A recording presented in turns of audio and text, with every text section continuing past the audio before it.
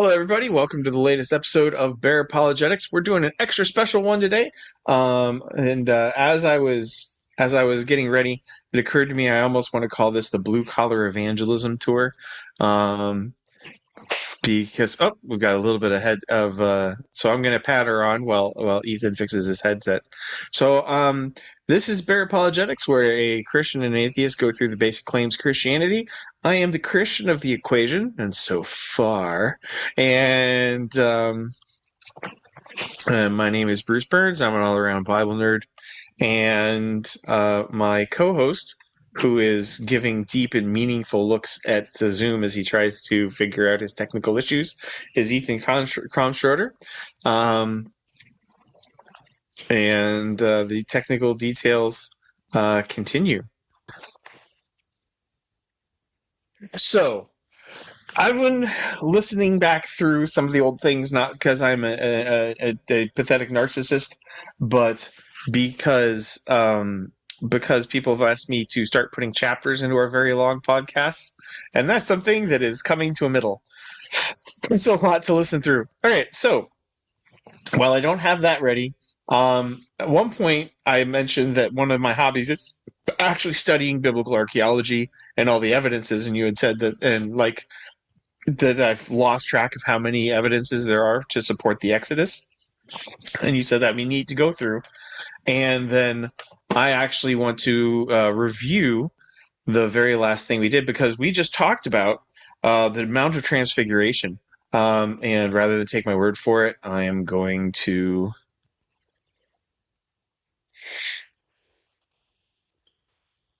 we're going to share.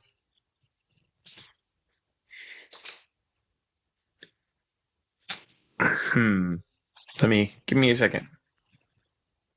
Share sound. I think I may have found it. Oh.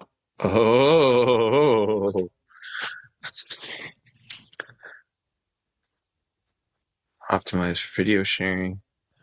Share Zoom windows. No. All right. Let's give that a try. All right. So we were in the gospel. We're going through the Gospel of Luke together. And it's been 3 weeks, so let's go back through our very last text. And then I'm going to tell you, jump out, and why I asked to start early, because we've got a big project. Now,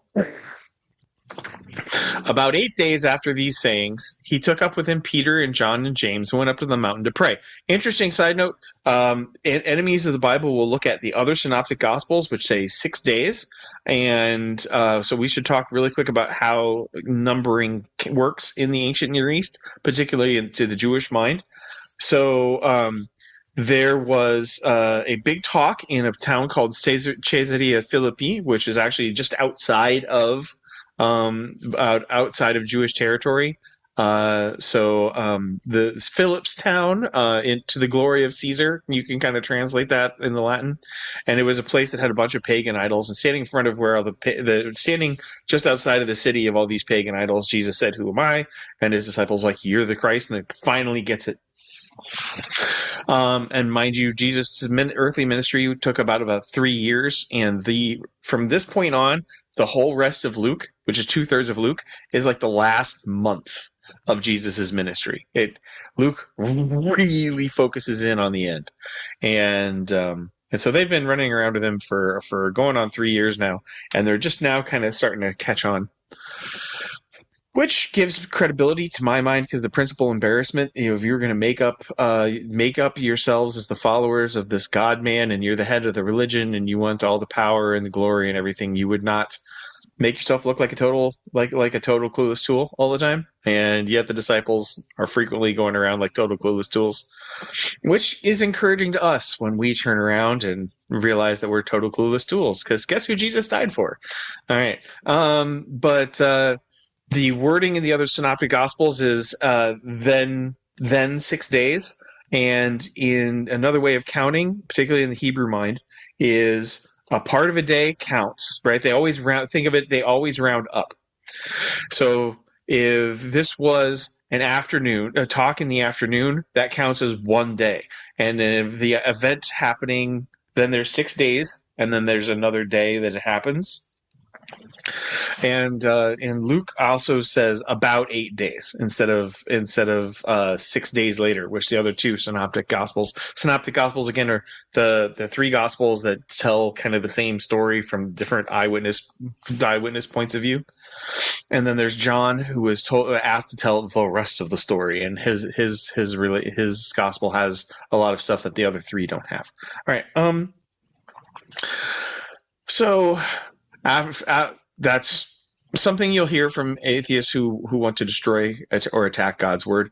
And I thought I would explain it. I didn't the first time we went through it.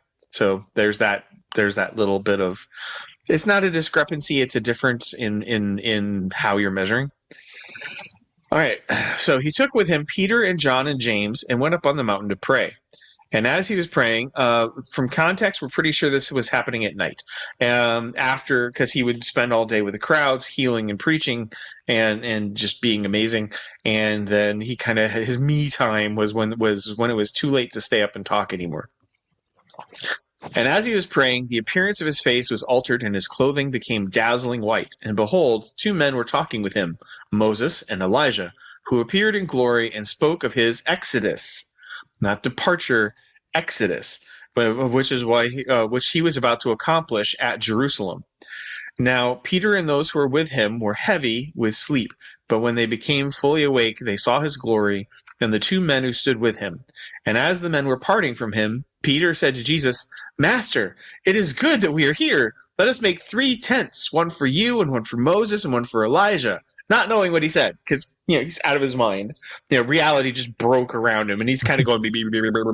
And the Festival of Booths was a religious festival to celebrate. So he was kind of proposing making the top of the mountain shop where dead men were walking and talking with Jesus a perpetual site of worship. It's kind of what that means. And he said, as he was saying things, a cloud came and overshadowed them, and they were afraid as they entered the cloud. I love this because they're already in the whole about Moses and Elijah showing up, and God the Father Almighty is like, "Hold my beer," and a voice came out of the cloud saying, "This is my son, my chosen one. Listen to him." A little bit of the Greek verb tenses there. That's an indicative tense, which is something that's happening and is going to continue to happen. This is very much like the stereotypical Indian cab driver from New York meme. "I am going to be driving you." Where he's obviously driving you and he's going to continue driving you. So that listen to him command is like, listen to him now and keep listening to him. And then when the voice had spoken, Jesus was found alone. And they kept silent and told no one in those days anything of what they had seen, which makes sense because all the other disciples would either be incredibly jealous or think that they're insane. Or both. Or both.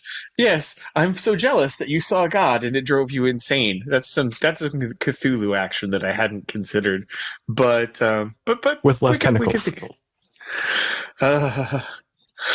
Unlike Cthulhu, you can't run over God the Father Almighty with a rowboat, with a motorboat. So, and save the world. So, Cthulhu's cool and all, but they're not in the same league.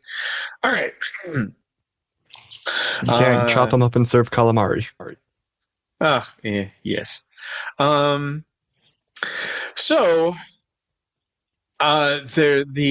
there's a note here about his departure. That's gonna be a text note, which is probably going to say, or his in the Greek Exodus. But you, again, for our audience, I grew up as a Christian, and you did not grow up around Christianity at all, right? Yeah.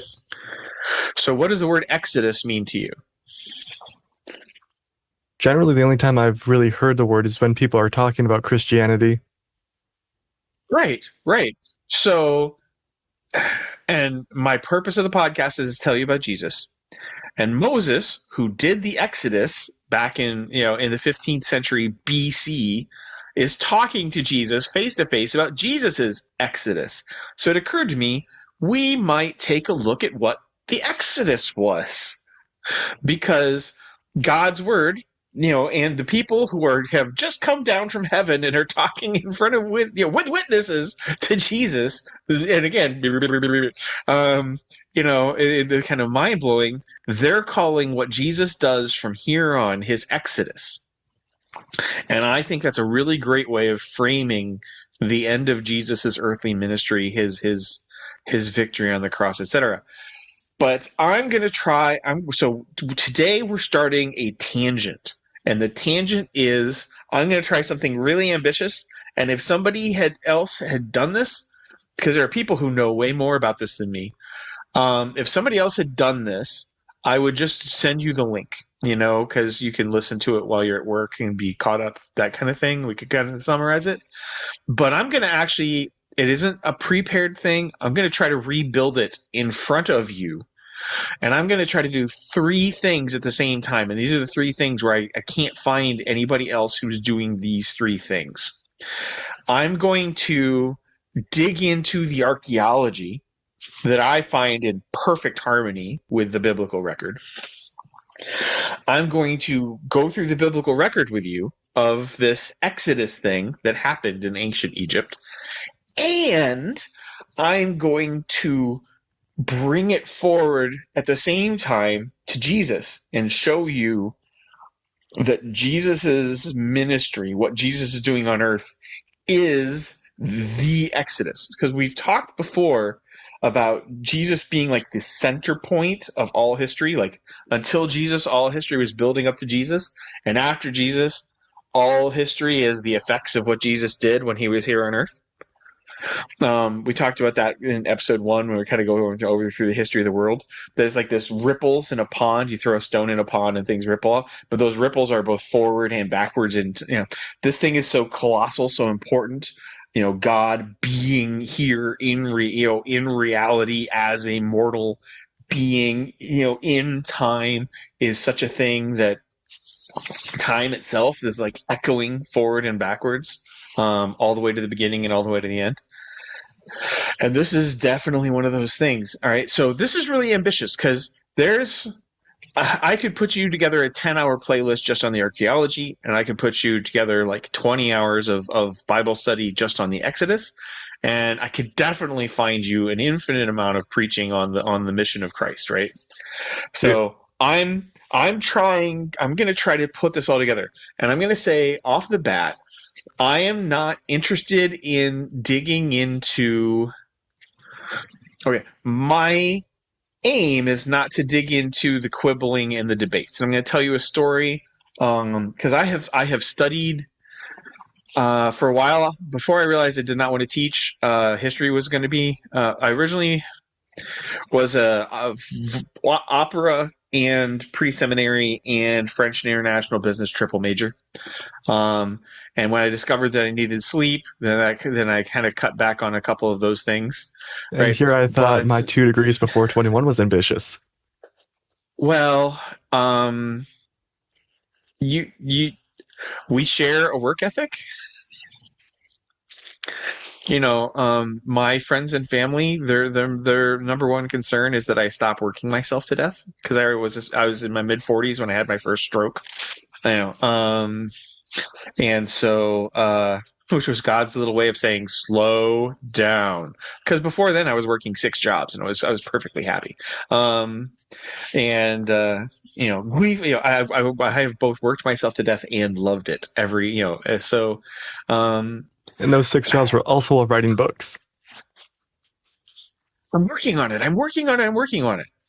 See my Instagram account. The plot line of the current book in Post-it notes is now past one wall. It's expanding the second wall. So I am working on it. All right. Anyway, that gives me an idea what to do with my book and my wall. Yes. But check your lease. A lot of landlords don't like you putting a lot of flammable paper up on their nice walls. They don't want it to burn down. They only come in twice a year. So I'm going to give you my belief.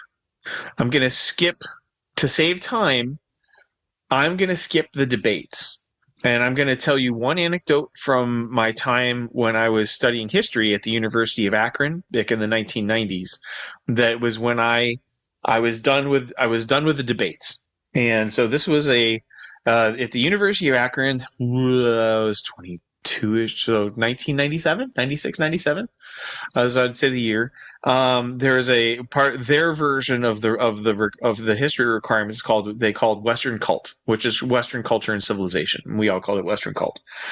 And in it, there's a religion called Zoroastrianism, and the tenured professor teaching history at college just randomly so I was stupid when I was young. When I was your age, I was dumb and stubborn and opinionated. And so I made the mistake of confronting, instead of like just taking notes and publishing a book of how stupid my professors were, I would tell them to their face in front of the whole class. And so, yeah, she flunked me so hard because I was stupid. Ben Shapiro, the famous conservative speaker, he just took notes and then published a book about it later, and he became a multimillionaire, which just goes to show what I know. So Zoroastrianism starts in the 600s, or 7th century BC, as this kind of pseudo Judaism, right? It's a clear derivation of, and she just pauses and says, the book says 600 BC. For your test, you need to say 1600 BC. So she just moved the date 1,000 years. And I raised my hand. Well, I actually came up to her afterwards. This was a big lecture hall, state college, right? So there's like 130 students in that room. So I came up afterwards, like, so you're saying that that this suddenly monotheistic religion doesn't come one generation after a culture of monotheists from the nation of Israel gets spread throughout the Babylonian Empire, right? So it can't be, hey, a bunch of monotheists, or suddenly the Babylonian Empire is encountering monotheists for the first time, and somebody's like, oh, that sounds great, I'm going to make a monotheism. Where it would be a clear step one to step derivation that even though I've never heard it dated 1,000 years before, we have to date it 1,000 years because reasons? And she said, yes. That does not make a lot of sense. It makes sense because there is in the humanities, right? Because your countries in computer science, you didn't run into this. In humanities, history, English, etc., there is a almost fanatical, the Bible cannot be true, all in capital letters, as embedded in their methodology. And so anything that might be true, make the Bible look true, is automatically rejected. And that happens a lot in Egyptology, particularly Second Intermediary Period and 12th to 19th Dynasty Egyptian history. If you're a historian, you'll know what I just said. But during the period where the Bible's recording things in Egypt, there's a lot of that can't be true because then the Bible will be true, so that's not true, so it's not to be considered. Because and it kind of goes like the assumption we know the Bible is false and a myth, so anything that corroborates the Bible is also false and a myth. There's a great little thing done by Lutheran satire. Donald and Connell, these two Irish peasants, are arguing with Richard Dawkins, and he goes, "Hey Connell, yeah Donald, I've just proved there's no such thing as barium. How'd you do that? I threw out all the samples of barium." Which is it's basically the standard of anything biblical is automatically thrown out, and then you look and say what's real. So it isn't just that that they would like the Bible to be false. It is basically a law of their methodology to automatically. So the double standards that get used with no justification required because it's part of the laws of thinking that they've just absorbed from the day they graduated high school and on. And so I'm not interested in those. Now I can, if you are interested in those. I follow a whole society of archaeologists out of actually the University of Toronto. They have a published journal called Bible and Spade. They go into detail. I love their stuff because I'm very detail oriented. And if there's so you can throw me show me that. Show me why you say that, right? You have the veto pen. You can interrupt me at any point in this big ramble I'm about to do. But what I'm not going to do is I'm not going to pause and break down every controversy and then tell you why I'm going to say it. I'm just going to give you my read on Egyptian history and my read on scripture, and then jump forward and get to Jesus, right? I don't think I'm going to get all this. I don't think this interim, because we're going through the Gospel of Luke, and Luke pivots on this one passage we just read. Luke, 3 years of Luke is summed up, including Jesus' birth. Jesus' birth until he's 33 years old is done in 9 chapters. And the last month of his life is done in like the next 20. It is another 10 chapters just to get to Jerusalem. And then the rest of the gospel is what happens there. That's how back-ended the Gospel of Luke is. And so I want to get this pivot right, and it is an Exodus, but what is an Exodus and what does it mean? So I have a ton of Bible to go through. I'm going to probably read like almost an entire book of the Bible worth of material, and pause and zoom in on Egyptian history to show you match, point. If I can. I may not be able to find it. There may be some trust me, I only listened to like an additional 10 hours of archaeology last night getting ready for this, which is one reason why I'm a little scattered and sleep deprived. So I'm only an additional 10 hours. Well, I was at work, so I couldn't just like hyperlink everything and sit down and do. I could take a day off. At some point, I would probably like to put this together, like in a year. I would not mind putting this up on my General Apologetics YouTube channel as this whole like presentation, because I don't think anybody does. There's plenty of people who do the archaeology in the Bible, but I haven't read anybody who does the archaeology in the Bible to Christ, and that's what I'm going to try to do today. So because nobody's done it before, I have to like build it in front of you. And that's what I'm going to start doing. This might be a 2-parter. God, a genuine prayer here. Dear God, help me not to mess this up. Amen. All right. What? I don't need to pretend to be fancy. He knows my panic state. I mean, he saw you work 6 jobs and write books, so in which you squished your imaginary friends. Oh, the things I'm going to do to them in this book. All right. Anyway. Poor Adrian. Nope. Currently working on Robert Cooper. Poor Robert. So I got stuck on the Robert Cooper book in what's called the Big Swampy Middle, and so I actually went to the very last scene because I know how the book's going to end, and I'm plotting it backwards until I hit my stuckedness. And then I'll know what direction to pull myself out of the pit and keep going and telling the story. Anyway, so we're going back to the 19th century before Jesus. So the Wayback Machine is going way back, and we're actually going to start with this guy named Joseph, who is himself what we call a type and shadow of Christ. And that's kind of how the Bible talks about that going back. So how we're able to get our dates is we know for sure when King Solomon began to build his temple. Like we have that down to the year and kind of the day.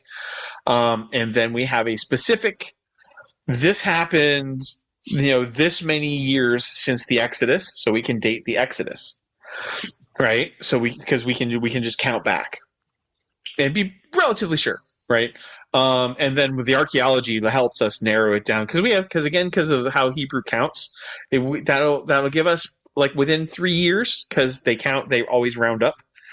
So if it's like 400, if it's 300 and some years, or if it's 400 and some, 400 and some years, then it's, so this 430 years, that gives us a 3-year window, kind of on either side, depending on where the fractions round up. And then archaeology frequently will let us then go that's us narrow it in enough archaeologically to go, and then make it laser focused.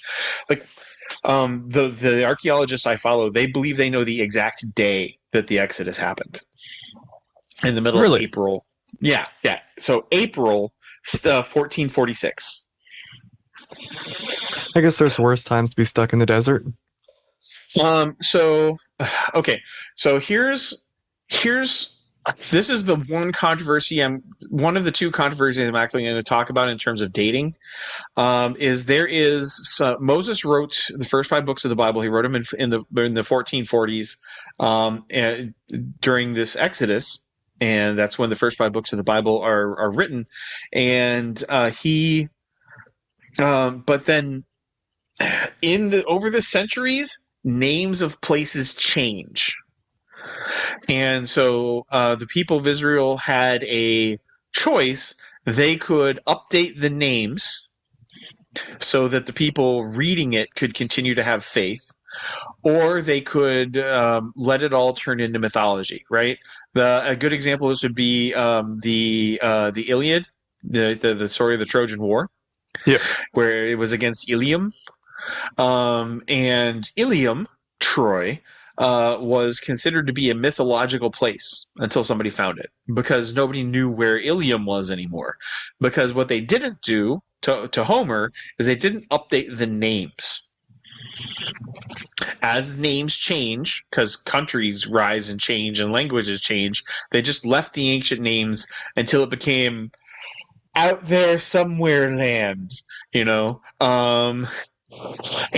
what the people, because the Bible is a book for a purpose, there is an understandable editorial revision would go, like when names would change or if the vocabulary became unintelligible, then they would not feel that they were doing something wrong by going in and updating the name so you knew actually where this was.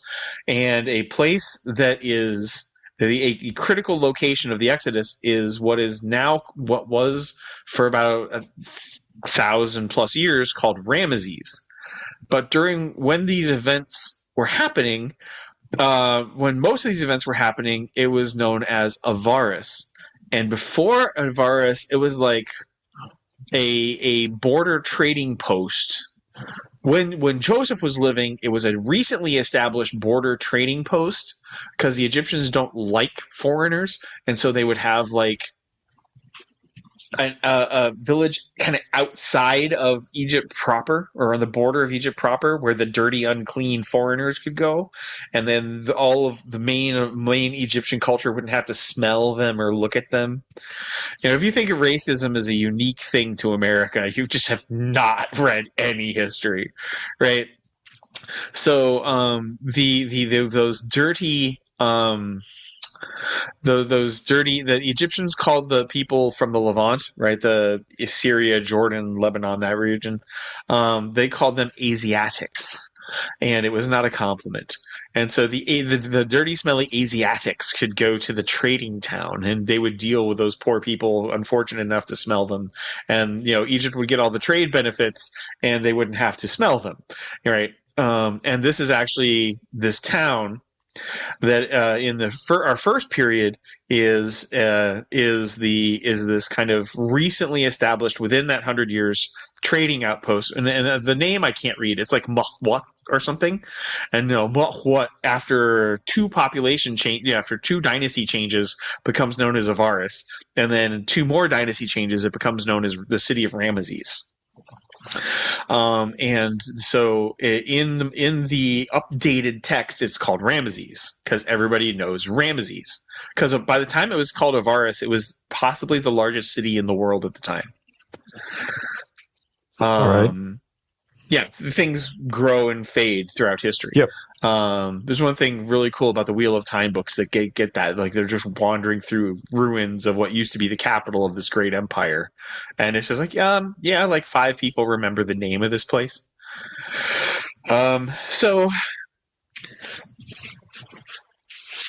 So they update it, and so Egyptologists will look and say, well, we know that Ramesses was named the city called Ramesses was built in the 13th century, so the Exodus had to happen in the 1200s BC. And they look there, and of course nothing happens because it happened in 1446, right? Imagine looking for the evidence of the Revolutionary War in 1965. That's a little far off. There's none. There is none. And so you'd be like, hey, the American Revolutionary War is a total myth, guys. We looked. We did honestly look. We documented us looking. Here's us looking from like 1960 all the way to 1990, and there is no proof of George Washington ever lived. He was a myth. And that's what's going on because the Bible can't be true.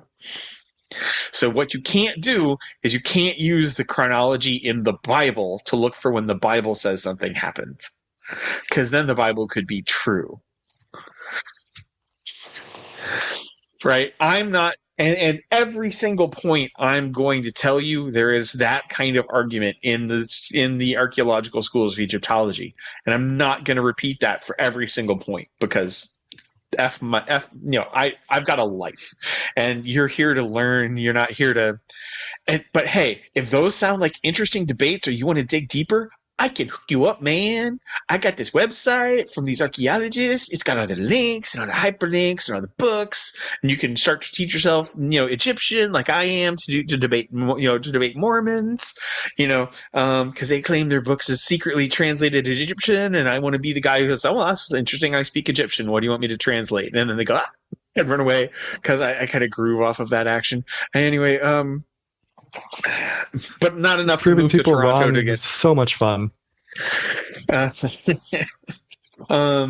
So then we have from the Exodus. I'm going to just show you this. We'll get here. At the end of 430 years, on that very day, all the hosts of the Lord went out from the land of Egypt. So we know when the people of Israel went in, because we know to the day. And we know that to the day because this is a rarely specific timing, because they say 430 years to the day they're going in and leaving. All right. So as I'm building, that means April. That means April in the it's like 18. Let's see. Famine begins. So this happened before the 7 years. That gives us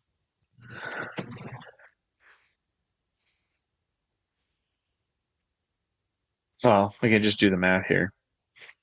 When the whole people came in, because Joe, the advanced scout, the involuntary advanced scout,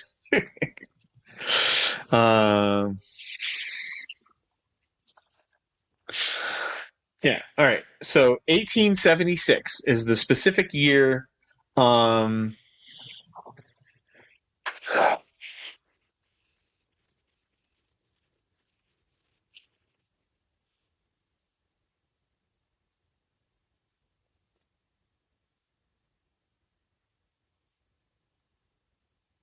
So 1876 April.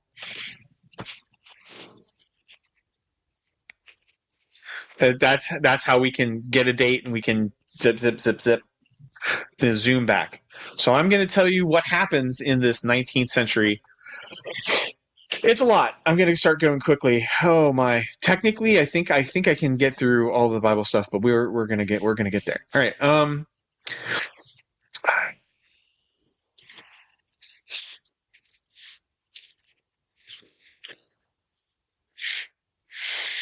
All right. So, land of the patriarchs, around 1900 BC. There is this patriarch named Jacob, and he was originally a crook and a swindler and a con man. But God, who saves sinners, chose him and was faithful to him and protected him. He had a tragic love story that I'm going to I'm summarizing again, like the middle third of the book of Genesis. You don't take my word for it. Feel free to listen to Genesis this week or something, right? It's all in there. I promise. I'm being faithful. All right. So as he cheated his brother out of the blessing of the firstborn, and his brother wanted to kill him. And so his mom said, run away to your cousin's place up near Turkey. All right. And he goes, and then we'll let you know when your brother doesn't want you dead anymore. So as he flees into exile, and again, exile is a theme here, as Jacob, which means grasper, usurper, cheat, right? He eventually gets renamed Israel, he who wrestles with God. I'm not going to get into that story. But in his exile, he falls in love with one woman whose name is Rachel. And Rachel is beautiful, and except God has a sense of humor and a sense of justice. And the person who takes him in was also a cheat and cheated him and gave him, he had worked 7 years for his wife, and he gave them the other sister instead. And he, have you seen veils in like ancient Near Eastern weddings? So Yes. you're drunk and and they don't have a lot of interior lighting, right? So you can literally get through your whole wedding night without actually having seen your bride. Because underneath all the cloths, you're kind of seeing that there are eyes in there, and then you go to a dark room and make with the magic. And then you wake up the next morning and you go, wait, what? But the deal is already done. And there's a whole drama. He ends up having 4 wives, but he only ever loved Rachel. And Rachel, for most of his life, couldn't have kids. His other wives have kids, and then both the sisters, then they get their concubines, their handmaidens, to be his concubines. So he sleeps with them, has more kids, and it becomes like this whole like reproduction competition off, which just fills his life with strife. A lot of sex, but a lot of strife, as they try to outwife each other by creating more sons and daughters.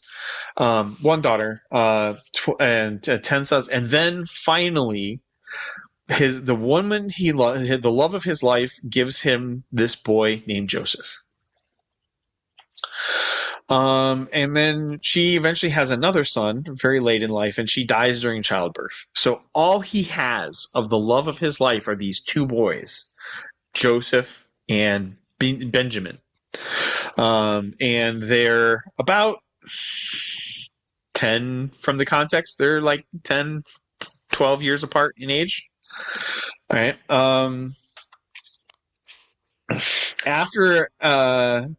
Afterwards, so we're going to show you. I'm going to show you a lot of favoritism. I want to explain the favoritism, right? Jacob has a reason to absolutely slobber drool on the son of the woman he loved, because for the most part, the little boy is a toddler, and he's mostly just making dirty diapers, But here is the fruit of the love of his life as somebody he can interact with and love and be loved by, and he just kind of goes all in. But again, he has this huge family of boys from this marriage competition that has filled his life with strife. And they're all older than the 17-year-old. So Jacob gets rich, he moves back home, and makes an uneasy peace with his brother, and the nation that's descended from his brother tries to kill Israel basically forever after. But Joseph being 17 years old, so when Joseph was 17, this is the year 1898 BC, right? We know that solidly because we know how old Joseph was various times, right? So this is the end of our backtracking with years. Is 1898 BC, 17-year-old Joseph. And the story. Joseph, being 17 years old, was pasturing the flock with his brothers. He was a boy with the sons of Bilhah and Zilpah, his father's wives. Those are the concubines. And Joseph brought a bad report of them to their father. Now Israel loved Joseph more than any other of his sons, because he was the son of his old age, and he made him a robe of many colors. Translation is uncertain. Just trust me on that one. I can't translate it any better than that. And nobody else can either.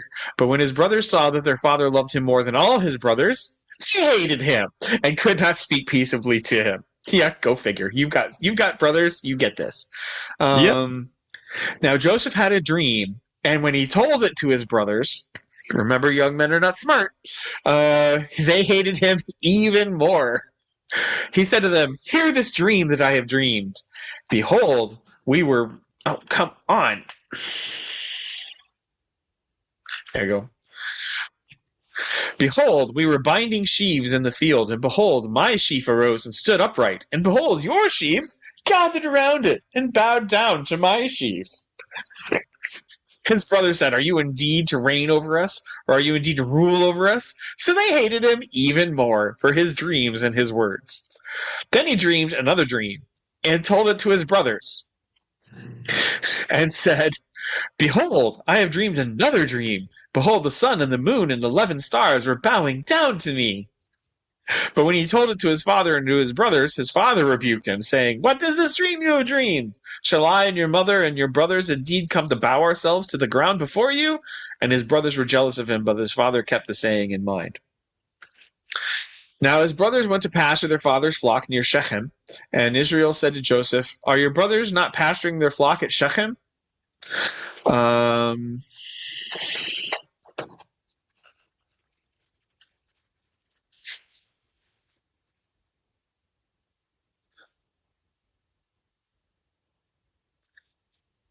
So Shechem is, let's see if we can find, okay, we can see it. Here's Shechem, kind of halfway between. We've been reading up about Galilee and of course Jerusalem, where it will be down. This is where Shechem is. This is the region they were in. All right. I just hate giving random numbers and say it's out there somewhere because yeah, F that noise. All right. Anyway, and Israel said to Joseph, Are not your brothers pasturing the flock at Shechem? Come, I will send you to them. And he said, Here I am. So he said to him, Go now and see if it is well with your brothers and with the flock, because again he knows the kid'll narc, and bring me word. So he sent him from the valley of Hebron, and he came to Shechem. And a man found him wandering in the fields. And the man asked him, What are you seeking? He said, I'm seeking my brothers. He said, Please tell me, where they are pasturing the flock? And the man said, They have gone away, for I heard them say, Let us go to Dothan. So Joseph went after his brothers and found them at Dothan. So they're not even where they're supposed to be. Here's another bad report about to happen. So you can't tell just how pleased the brothers are going to be about this. They saw him from afar, and before he came near them, they conspired against him to kill him. He said to one another, Here comes the dreamer. Come now and let us kill him and throw him into one of the pits. Then we will say that a fierce animal has devoured him, and we will see what will become of his dreams. When Reuben, one of the older boys, heard it, he rescued them out of their hands, saying, Let us not take his life. And Reuben said to them, Shed no blood. Throw him into this pit here in the wilderness, but do not lay a hand on him, that he might rescue him out of their hand to restore him to their father. So when Joseph came to his brothers, they stripped him of his robe, the robe of many colors that he wore. They took him and they threw him in a pit. The pit was empty, there was no water in it. And they came down to eat, and looking up they saw a caravan of Ishmaelites coming from Gilead, with their camels bearing gum and balm and myrrh on their way to carry it down to Egypt. So one of the things that makes Israel important is it's on this trade route in between Asia and Africa. And here's traders on their way to Egypt. Then Judah said to his brothers, What profit is it if we kill our brother and conceal his blood? Come, let us sell him to the Ishmaelites, and let not our hands be upon him, for he is our brother, our own flesh. And his brothers listened to him. The Midianite traders passed by, and they drew up Joseph and lifted him out of the pit, and sold him to the Ishmaelites for 20 shekels of silver. They took Joseph to Egypt. So betrayed for pieces of silver. This is an echo. This will happen to Jesus. Jesus will be betrayed for pieces of silver. There's a lot of that time space echoes of Jesus. There's a lot of them in this story. When Reuben returned to the pit and saw that Joseph was not in the pit, he tore his clothes and returned to his brothers and said, The boy is gone. Where shall I go? As in, how am I going to face my dad? Then they took Joseph's robe and slaughtered a goat and dipped the robe in the blood. They sent the robe of many colors and brought it to their father and said, This we have found. Please identify whether it is your son's robes. Your son. No, not our brother. Your son's. Your son's robes or not. And he identified it and said, It is my son's robe. A fierce animal has devoured him. Joseph is without doubt torn to pieces. They must have used a lot of blood. Then Jacob tore his garments and put sackcloth on his loins and mourned for his son many days. Sackcloth, burlap. So, yep. Burlap, tidy whities, tidy brownies. Ouch. Anyway, just uncomfortable. That would not be comfortable. No. All his sons and all his daughters rose up to confront him, but he refused to be comforted and said, "No, I will go down to Sheol, that's the land of the dead, to my son, mourning." Thus his father wept for him. Meanwhile, the Midianites had sold him in Egypt to Potiphar, an officer of Pharaoh, the captain of the guard. Enemies of Scripture will say Potiphar is a name that doesn't happen this century, and so this is obviously a forgery. And we're back to Beria. Right, except for the record of a guy named Potiphar, there's no record of a guy named Potiphar. Great conclusion, because we have so many names from that century. And it happened at the time that Judah went down from, okay, nope, we're skipping. That's rated X, and we can skip it. Joseph and Potiphar's wife. Now, Joseph had been brought down to Egypt, and Potiphar, an officer of Pharaoh, the captain of the guard, an Egyptian. So a captain of the guard on a border town makes sense, right? Had bought him from the Ishmaelites who had brought him down here. The Lord was with Joseph, and he became a successful man, and he was in the house of his Egyptian master. His master saw that the Lord was with him, and that the Lord caused all he did to succeed in his hands. So Joseph found favor in his sight and attended him, and he made him overseer of his house and put him in charge of all he had. So, again, since we looked at in episode 1, the people of Israel, the children of the people who would eventually become Jews, from the Adam, they've been handing down handwritten records. The first book of the Bible is a collection of these handwritten records. What does that mean? Every single person in Jacob's, all of Jacob's sons can read and write and count. And that's more education than like 95% of the population had at the time. So when you've got somebody who can make records and count and do like inventory, you make them a manager. And he was he grew up in a family business. He was a hardworking kid. You yourself have seen. Everybody loves to employ a hardworking kid who's honest. Yep. From that time, he made him overseer in his house and over all he had. And the Lord blessed the Egyptian's house for Joseph's sake. The blessing of the Lord was on all he had in house and field. So he left all he had in Joseph's charge. And because of him, he had no concern about anything but the food he ate. Now Joseph was handsome in form and appearance. Ironically, we have Joseph's tomb. And Joseph was a redhead. Really? Yeah. So the people who say like, Jesus is black, the number one description of everybody in Jesus's direct lineage is redhead. And there are, to this day, Jews with this bright, brilliant red hair. So I've seen a couple at work, and all Mormons. You wanted to move to the mountains, dude. I like the mountains, and I like having seasons again. Yes, but you have to beat off 20-year-old missionaries with a stick. All right. No, they haven't really knocked on my door in quite a long time, actually. All right, so Joseph was handsome in form and appearance, and after a time his master's wife cast her eyes on Joseph and said, "Lie with me." But he refused and said to his master's wife, "Behold, because of my master my master has no concern about anything in his house. He has put everything that he has in my charge. He is not greater than his house than I am, nor has he kept back anything from me except you, because you are his wife. How then can I do this great wickedness and sin against God?" And as he spoke to Joseph day after day, he would not listen to her and to lie beside her or be with her. But one day, when he went into the house to do his work, and none of the men of the house were there in the house, she caught him by his garment, saying, "Lie with me." You've seen Egyptian pictures, right? They have loincloth, end of garment. You know, they might have a shirt. You know,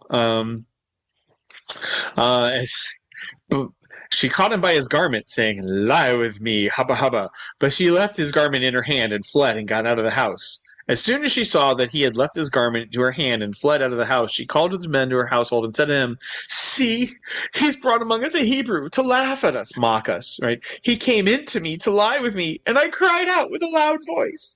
And as soon as he heard that I lifted up my voice and cried out, he left his garment beside me and fled and got out of the house." So this is vengeance rape accusation.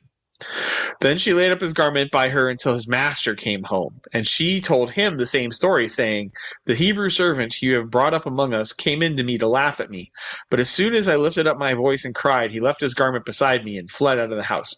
Now, I would say Joseph was probably the last person alive to do such a thing, because his one sister, Dinah, was a victim of date rape, and the vengeance involved, his brothers killed an entire city. Wow. Yes. Yep. His father wanted there to be forgiveness and reconciliation, and the older two brothers got all of the farm workers, etc., together as an army, and they just slaughtered their way through the whole town. It's quite the reaction. If somebody raped your kid sister, what would you do? Probably about the same thing. Yep. Mm-hmm. So, but it was in defiance of their father, who was trying to find a peaceful solution. And they just went, they were young men. They wanted blood. They got it. And they lost their inheritance as They got a lot of it. Yes. So because Joseph would have been younger than 17 when he watched all that, that would probably make an impression to him about the consequences of sexual assault. Yep. So as soon as his master heard the words that his wife spoke to him, "This is the way your servant treated him," his anger was kindled. Remember, racism is not unique to the American South, or even America. And Joseph's master took him and put him in the prison, the place where the king's prisoners were confined, and he was there in prison. But the Lord was with Joseph and showed him steadfast love and gave him favor in the sight of the keeper of the prison.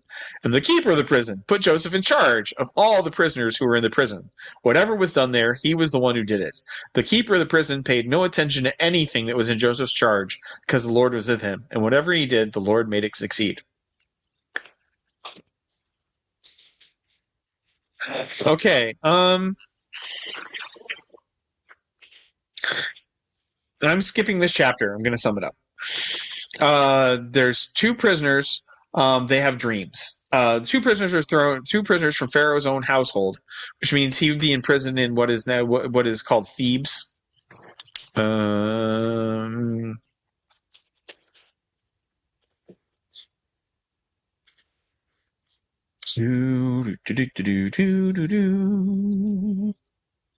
Thebes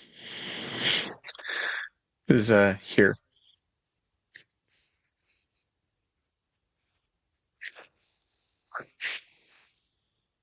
Oh, that's easy. Cairo, Thebes. Simple map. Because this was the ancient capital of Egypt, and that's where people from Pharaoh's household would be plopped. Because location. All right. While he's in prison, even though he's in charge of the prison, he can't leave the prison. He's still imprisoned himself. Two people from Pharaoh's household are sent, and they have dreams. And Joseph interprets their dreams. He tells one of them in 3 days' time, the cupbearer, right? The vizier, kind of the lieutenant of the kingly court. He said, "You're going to be restored in three days." And then the other person, the baker, is like, ooh, interpret my dream the same way, please. And Joseph interprets his dream. And Joseph says, God gives interpretation to dreams. I'm not doing it. And he says, in 3 days, Pharaoh's going to execute you. The baker's like, the what? But both of those came true. Unfortunately, on the third day, which was Pharaoh's birthday, he made a feast for all his servants and lifted up the head of the chief cupbearer, restored him to his high position, and the head of the chief baker among the servants. He restored the chief cupbearer to his position, and he placed the cup in Pharaoh's hand, but he hanged the chief baker as Joseph had interpreted to them. Yet the chief cupbearer did not remember Joseph, but forgot him. Jerk. After 2 whole years, Oh man. So, there's some hardship. Like you've just done a miraculous interpretation for a member of the king's court. You're like, remember me. And the guy's like, who are you again? And then you get to rot in prison for 2 more years. So that is the suck, as my generation would say. After 2 whole years, Pharaoh dreamed that he was standing by the Nile, and behold, there came up out of the Nile 7 cows, attractive and plump, and they fed the reed grass. And behold, 7 other cows, ugly and thin, came up out of the Nile after them and stood by the other cows on the bank of the Nile. And the ugly, thin cows ate up the 7 attractive, plump cows. And Pharaoh awoke, and he fell asleep and dreamed a second time. And behold, 7 ears of grain, plump and good, were grown out of one stalk. And behold, after them sprouted 7 ears, thin and blighted by the east wind. And the thin ears swallowed up all the 7 plump full ears. As Pharaoh awoke, and behold, it was a dream. So in the morning, his spirit was troubled. He sent and called for all the magicians of Egypt and all its wise men. Pharaoh told them his dreams, but there was none who could interpret them to Pharaoh. Then the chief cupbearer, 2 years later, right, then the chief cupbearer said to Pharaoh, I remember my offenses today. When the Pharaoh was angry with his servant and put me and the chief baker in custody in the house of the captain of the guard, we dreamed on the same night, he and I, each having a dream with his own interpretation. A young Hebrew was there with us, a servant of the captain of the guard. When we told him, he interpreted our dreams to us, giving an interpretation to each man according to his dream. And as he interpreted to us, so it came about, I was restored to my office and the baker was hanged. Then Pharaoh sent and called Joseph, and they quickly brought him out of the pit. And when he had shaved himself and changed his clothes, imagine 13 years in one set of clothes. All right. Anyway, he came in before Pharaoh, and Pharaoh said to Joseph, I have had a dream, and there is no one who can interpret it. I have said it. I've heard it said of you that when you hear a dream, you can interpret it. Joseph answered Pharaoh, it is not me. It is not in me. God will give Pharaoh a favorable answer. I want to point out, there's a lot of talk of American Civil War, and one of the sides is very not friendly to homosexuals, and I would say the other side isn't very friendly to them. That just likes to use them a lot. If worse comes to worse in America and you find yourself imprisoned, do remember that God was with Joseph in prison, and so even if somebody if somebody locks me up for being a Christian, they can't separate me from God looking after me. There's no promise that God will get me out of prison, but they can't keep me away from God. And that's a neat point from the last chapter. All right, moving right along. So if you get in prison because the other side wins, you're not outside of God's ability to help you and love you. And so don't forget that. All right. So Pharaoh said to Joseph, behold, in my dream, I was sitting. He repeats it, right? 7 cows, seven good things, 7 bad things. The skinny bad things eat the good things, and there's no sign of any improvement. Then Joseph said to Pharaoh, all that is a word for word repetition of the previous 7 verses. Then Joseph said to Pharaoh, the dreams of Pharaoh are one. God has revealed to Pharaoh what he is about to do. The 7 good cows are 7 good years, and the 7 good ears are 7 years. The dreams are one. The 7 lean and ugly cows that come up after them are 7 years, and the 7 empty ears blighted by the east wind are also 7 years of famine. It is as I told Pharaoh. God has shown to Pharaoh what he is about to do. There will come 7 years of great plenty throughout all the land, but after them there will arise 7 years of famine, and all the plenty will be forgotten in the land of Egypt. The famine will consume the land, and the plenty will be unknown in the land by reason of the famine that will follow, for it will be very severe. And the doubling of Pharaoh's dream means that the thing is fixed by God, and God will shortly bring it about. Now, therefore, let Pharaoh select a discerning and wise man, and set him over the land of Egypt. And let Pharaoh proceed to appoint overseers over the land, and take 1/5 of the produce of the land of Egypt during the 7 plentiful years. And let them gather all the food of those good years that are coming, and store up grain under the authority of Pharaoh for good food in the cities, and let them keep it. That food shall be a reserve for the land against the 7 years of famine that are to occur in the land of Egypt, so that the land may not perish through the famine. First ever history of the concept of rationing. This proposal pleased Pharaoh and all his servants. And Pharaoh said to his servants, can we find a man like this, in whom there is the Spirit of God? Footnote there on the text. Of the gods is probably, of the gods. Is probably what Pharaoh would have said. Then Pharaoh said to Joseph, "Since God has shown you all this, there is none so discerning and wise as you.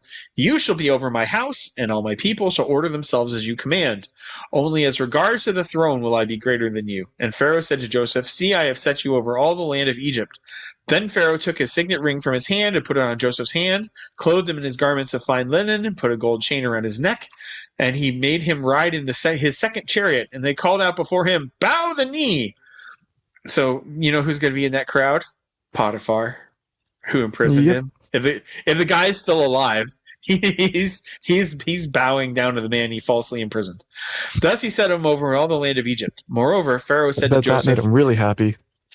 I've seen in Christian dramas, because they retell the story all the time, I've seen both takes. Some people think that he was glad because he couldn't not imprison Joseph. He could have killed Joseph and he didn't. And some people think that he imprisoned Joseph as a compromise because he can't shame his wife in society by calling her a slutty liar. Yep. But he knows Joseph's innocent, so his imprisonment was a compromise. Which is possible. And then I've seen what you said, right? Like, oh man, I can't believe that he's risen over me. Right? We don't know. But both of them are perfectly within humanity, I think. Moreover, Joseph said to Pharaoh, "I am Pharaoh, and without your consent, no one shall lift up hand or foot in all of Egypt."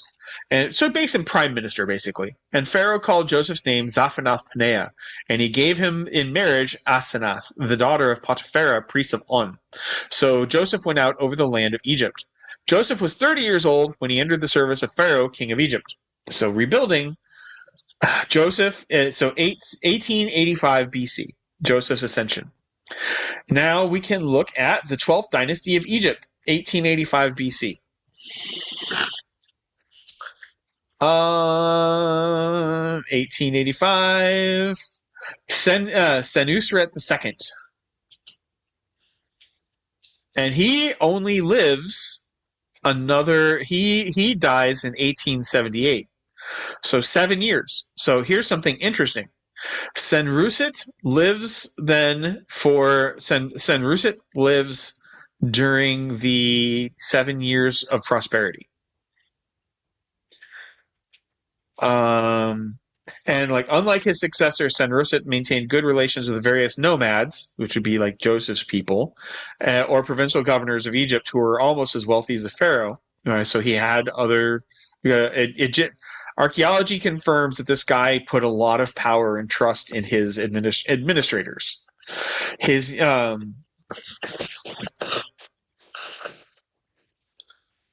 There's an absence of serious evidence for co-recep. So Senusret III, or Sesostris, pharaoh of Egypt, for the rest of Joseph's life. But things went so well from him, he was deified during his own lifetime. And what is renowned for him is what is renowned in Senusret III is he's famous for, in his lifetime, all of Egyptian agriculture took a huge leap forward. Cough, Joseph. Right? So for me, there's no conflict. Agriculture crisis, agricultural planner, and the pharaoh who gets all the credit, is the head of, and I think he is so Senusret III is the longest ruling. I want to say longest ruling, but for sure the most prosperous, most peaceful, and most stable ruler in his dynasty. Right, he's the peak of Egyptian power and dominance. And we're about to see why. Because the hard years are at the very start of his rule.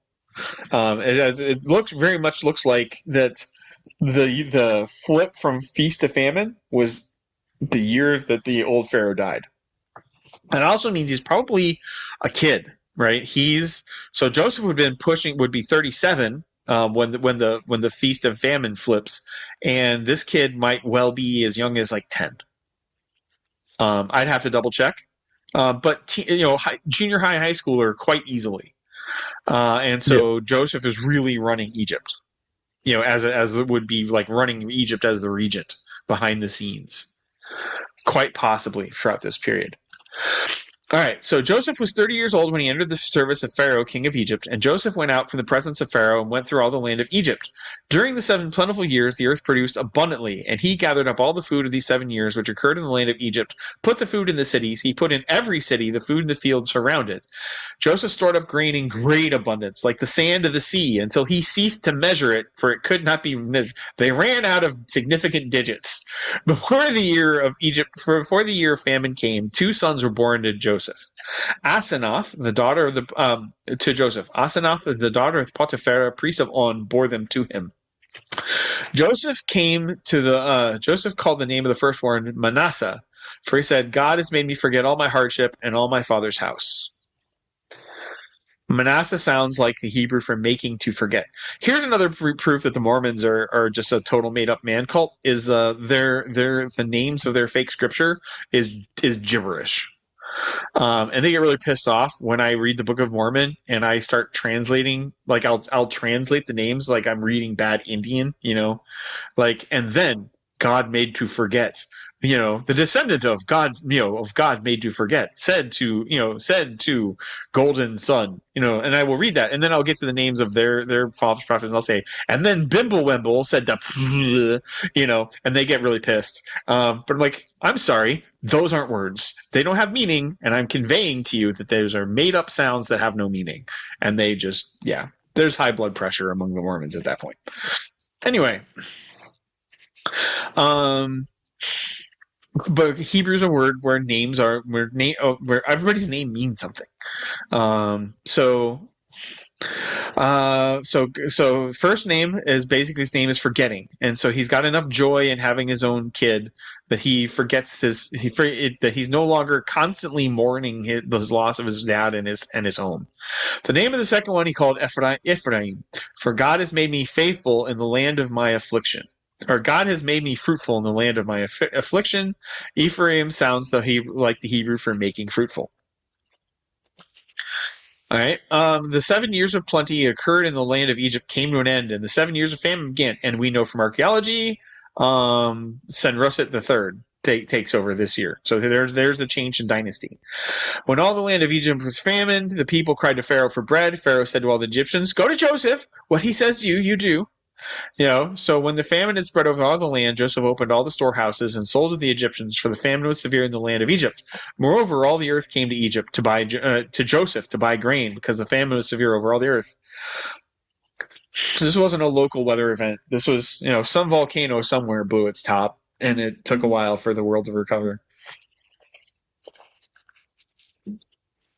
I haven't looked at that. I have not tried to correlate major volcanic eruptions in the 19th century to see if we have record of any. Of course, we don't have a lot of records of Peloponnesia at the time, so yeah. Solar flare, something big. When Jacob, so we're going back to modern day Israel. So when Jacob learned that there was grain for sale in Egypt, he said to his sons, "Why do you look at one another?" And he said, "Behold, I have heard that there is grain for sale in Egypt. Go down and buy grain for us there, that we may live and not die." Here's God's sense of justice with his sense of humor all combined. So 10 of Joseph's brothers went down to buy grain in Egypt. They made their own. The nice things about having 10 boys is they're an instant caravan. Yep. But Jacob did not send Benjamin, Joseph's brother, with his brothers, for he feared that harm might happen to him. Right, the last breathing evidence of the love of his life, not leaving the tents. Thus the son of Israel came to buy among the others who came, for the famine was great in the land of Canaan. Is it already 1:30? Oh, great googly muggly. All right. Thus the sons of Israel came to buy among the others who came, for the famine was great in the land of Canaan. Now Joseph was the governor of the land. He was the one who sold all the people of the land. And Joseph's brothers came and bowed themselves before him with their faces to the ground. Joseph saw his brothers and recognized them, but he treated them like strangers and spoke roughly to them. I'm going to spoil it. He's speaking through an interpreter. So Joseph is speaking Egyptian, and then there's an official like court interpreter. Where do you come from? He said. They said, from the land of Canaan to buy food. And Joseph recognized his brothers. They did not recognize him. Yeah, right. People, people aren't done growing, particularly in when before modern healthcare, people were only hitting puberty at like 16. So, knowing somebody at 17, a year after the change begins, and then knowing them as a fully grown man, almost 40, almost 40 years old, it makes sense that they wouldn't recognize, but they were all grown men when Joseph was a kid. So he's got no problem recognizing them. And Joseph remembers the dream that he dreamed of them, and he said to them, "You are spies. You have come to see the nakedness of the land." And they said to him, "No, my lord, your servants have come to buy food. We're all sons of one man. We are honest men. Your servants have never been spies." He said to them, "No." I'm going to say real quick, nakedness, particularly in Hebrew text, is almost never used outside of the concept of sexual assault. So to see the nakedness isn't just to get to know every bit of the land; it is also to take advantage of. Is kind of the connotation. So I said to them, "No, it is the nakedness of the land that you have come to see." And they said, "We, your servants, are 12 brothers, the sons of one man in the land of Canaan. And behold, the youngest is this day with our father, and one is no more."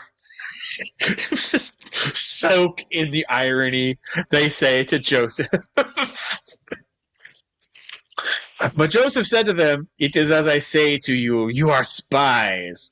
But by this you shall be tested. By the life of Pharaoh, you shall not go from this place unless your youngest brother comes here."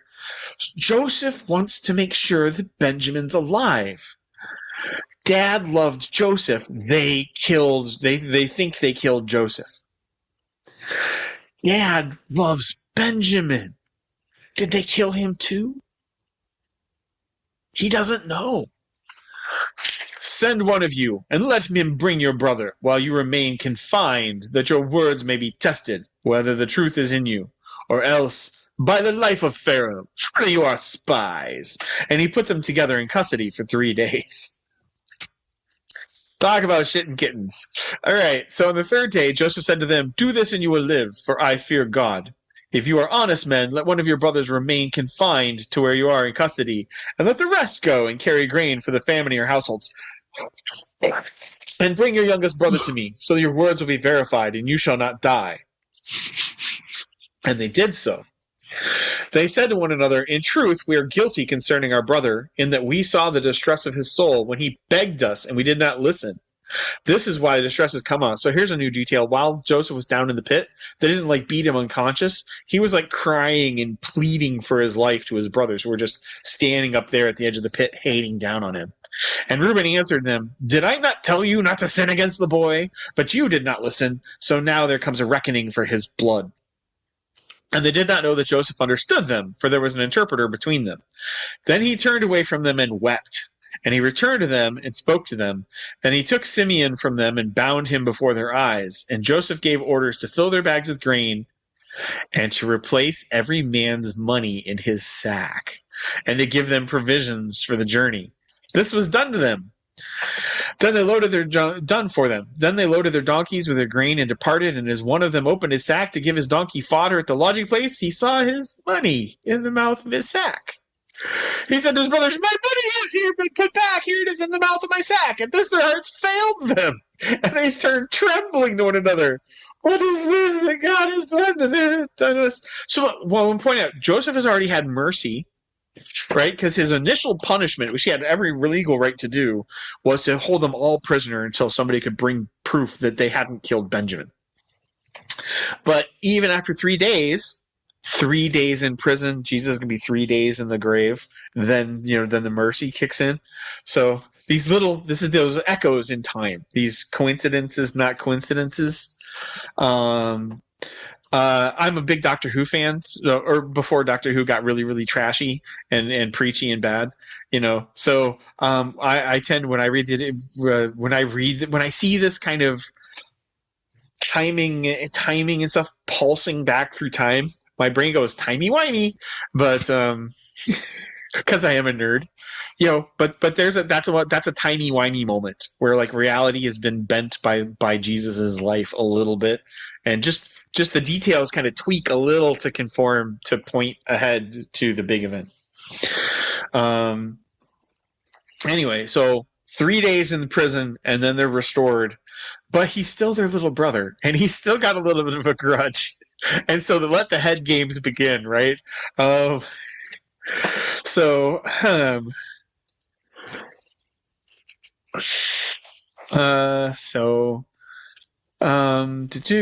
he sends them out, and Reuben, so he cries. They put their money back.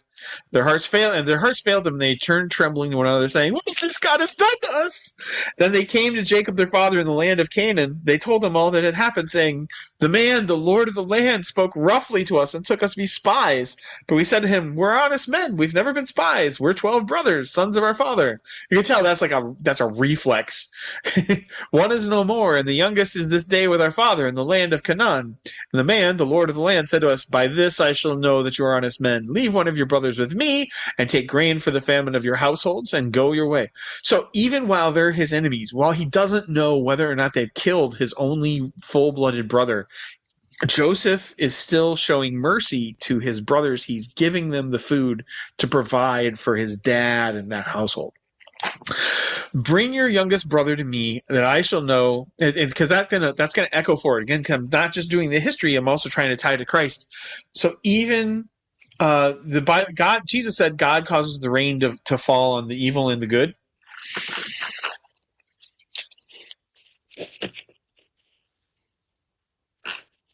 Oh, Matthew.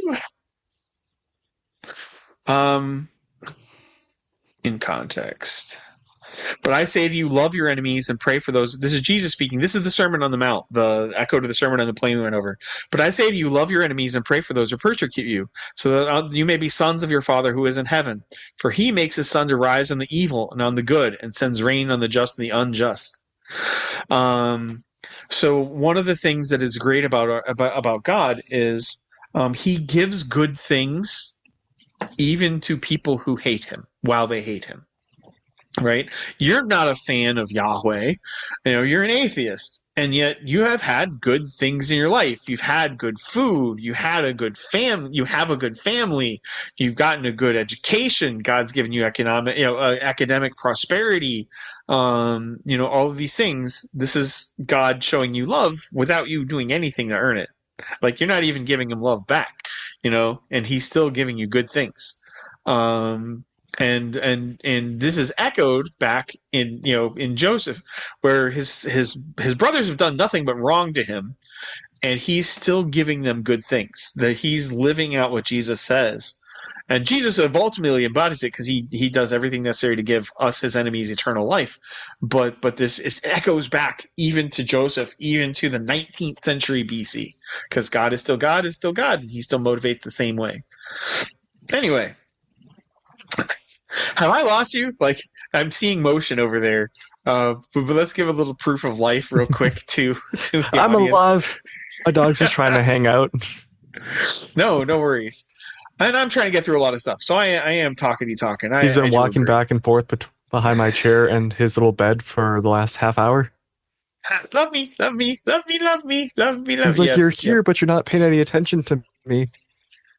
Yep. And he just let out the biggest sigh I've heard from him today. Okay. So they tell the dad, "Bring your youngest brother to me, then I shall know you're not spies, but honest men, and I will deliver your brother to you, and you shall trade in the land." As they emptied their sacks, behold, every man's bundle of money was in his sack. And when they and their father saw their bundles of money, they were afraid. And Jacob their father said to them, "You have bereaved me of my children. Joseph is no more, and Simeon is no more." That's so harsh. He's just given up on Simeon because there's no way he's letting Benjamin go. So Simeon's already as good as dead. "And you would take Benjamin. All this has come against me." Then Reuben said to his father, "Kill my 2 sons if I do not bring him back to you. Put him in my hands, and I will bring him back to you. Remember that oath." But he said, "My son shall not go down with you, for his brother is dead, and he is the only one left." Oh, man, that's got to be a gut punch to the other brothers. If harm should happen to him but you can see where that, if you get hurt like that by your dad, where he to your face refers to your kid brother as his only son. Yep. You can see the mechanism in that family dynamic that keeps that hatred going.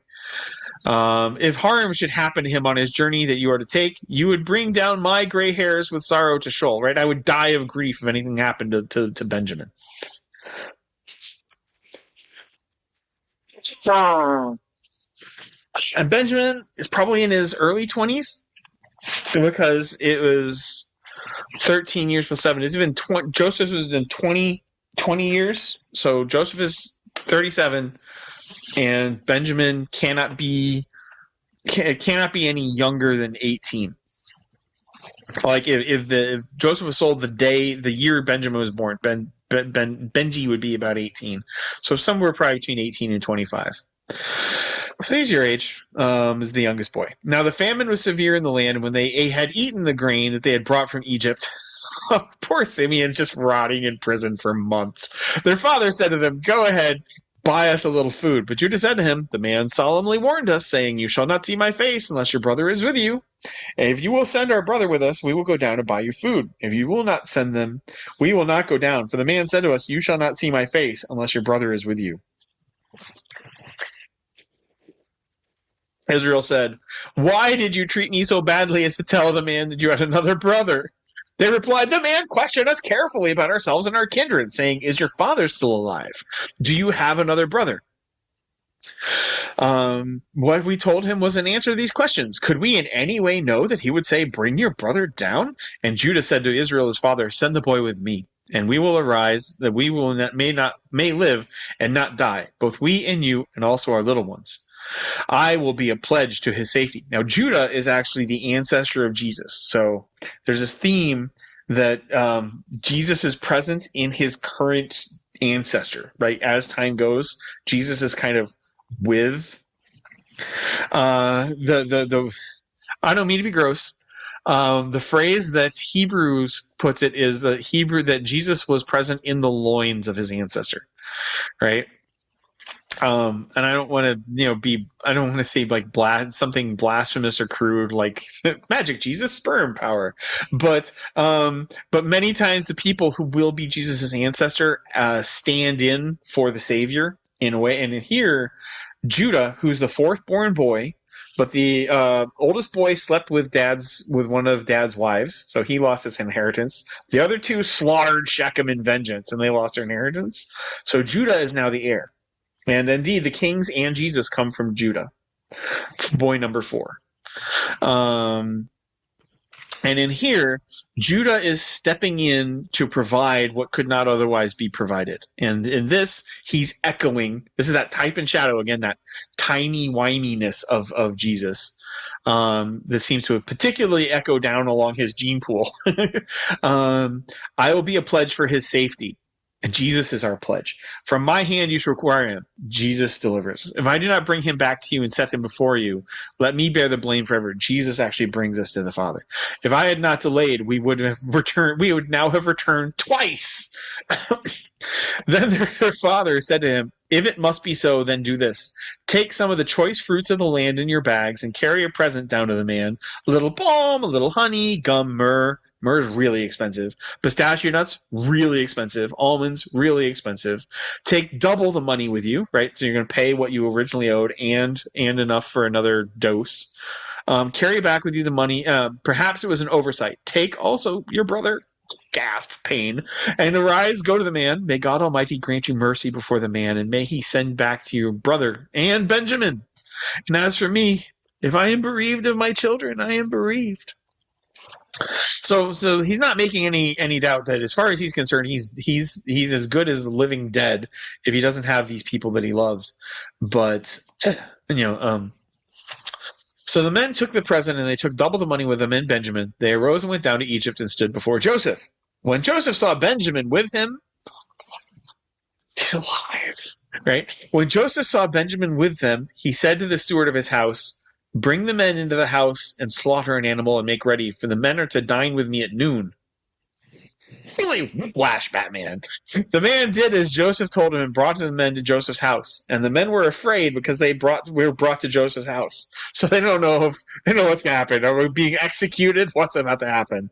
And they said, it is because of the money which was replaced in our sacks the first time that we were brought in, so that he may assault us and fall upon us and make us servants and seize our donkeys. So they went up to the steward of Joseph's house and spoke with him at the door of the house, so that before they walk into the trap, as far as they're concerned. And they went up to the steward of Joseph's house and spoke to him at the door of the house and said, "Oh, my lord, when we first came down the first time to buy food, and when we came to the lodging place, we opened our sacks, and here's each one's money in the sack. Our money is in full weight, so we have brought it again with us, and we brought other money as well to buy food. Right, before you kill us, look, we brought the gold back. We did not know that we put our money in our sacks." He replied, "Peace to you. Do not be afraid. Your God and the God of your fathers has put treasure in your sacks for you. I received your money," which he did receive his money. God working through Joseph, because Joseph had the authority. God establishes authority. Joseph gave them their money. So here's this agency thing. So here's that kind of logic also applies to like going to the doctor. Does God heal me? Yes. Does God use means like doctors to heal me? Yes. So I can pray to God, God, please don't let me die of the flu, and I can go to the emergency room and God will save me using the doctors. Same way, God gave them their money back is the party line. So it's a head game, but at the same time, it's not. And I'm not sure who knows. This is kind of a fun story because it's fun to wonder how deep into the onion of secrets is each actor here. Like, does the steward know that what he just said is true, or did the steward think he was being sarcastic and God knew that he was true and he's up there going snicker, snicker, snicker? All right. So anyway, stuff like that is why I get so entertained by God's word, because God's great and wise and also a little tricksy. Like he's got a little bit of eternal English on him. There's a little spin of his sense of humor that I absolutely love. It totally doesn't inform how I treat my characters in my books. Totally. No. Hey, if you're going to plagiarize, steal from the big guy. Worked for Satan. No, it didn't. But anyway, don't be Satan. That rebellion lasted like 3 picoseconds, and you're nowhere near in its league. All right. So your God and the God of your father has put treasure in your sacks for you. I received your money. Then he brought Simeon out to him, and when the man had brought him into Joseph's house and given them water, they had washed their feet. Right. We had talked about this during the Pharisee trap, right? That washing feet was the bare minimum courtesy, and when he had given their donkeys fodder, right? So they walk into what they thought was their execution, right? They thought they were walking into a pre-medieval firing squad, and are immediately treated like princes. Whiplash. They prepared the present for Joseph's coming at noon, and they heard that they should eat bread there. When Joseph came, they brought him in the house to present the presents that they had with them, and bowed down to him before the ground. Commence groveling, please don't kill us. And he inquired about their welfare. Is your father well? The old man of whom you spoke? Is he alive? You can just see what is going on in the brothers' minds, because the head games are just top level. They said, you're serving our father as well. He is still alive. And they bowed their heads and prostrated themselves. And he lifted up his eyes and saw his brother Benjamin, his mother's son, and said, "Is this your youngest brother of whom you spoke? God be gracious to you, my son." Then Joseph hurried out, for his compassion grew warm for his brother, and he sought a place to weep. And he entered his chamber, and he wept there.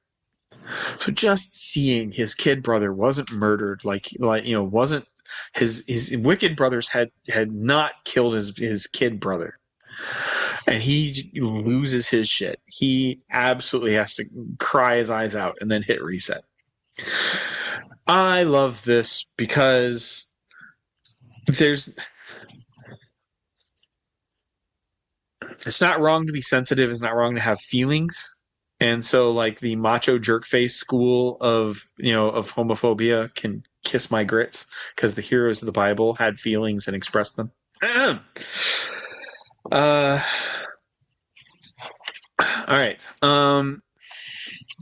Then he washed his face and came out, and controlling himself, he said, "Serve the food."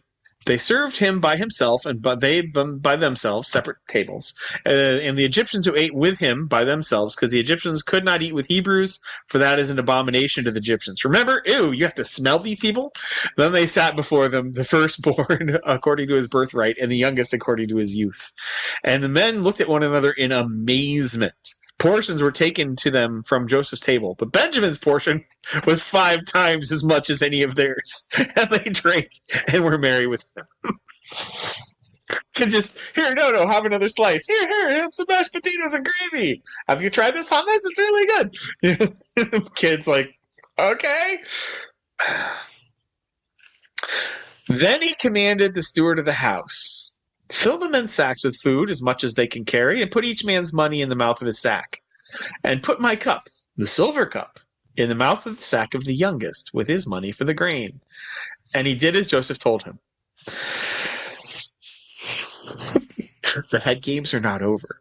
Joseph's trying to keep it together, because it's really hitting him in the feels, but he still doesn't know for sure the heart of the brothers. As soon as the morning was light, the men sent away with their donkeys. They had gone only a short distance from the city. Now Joseph said to his steward, "Follow after the men, and when you overtake them, say to them, 'Why have you repaid evil for good? Is it not from this that my Lord drinks, and by this that he practices divination? You have done evil in doing this.' When he overtook them, he spoke to them these words, and they said to him, 'Why does my Lord speak such words as these? Far be it from your servants to do such a thing.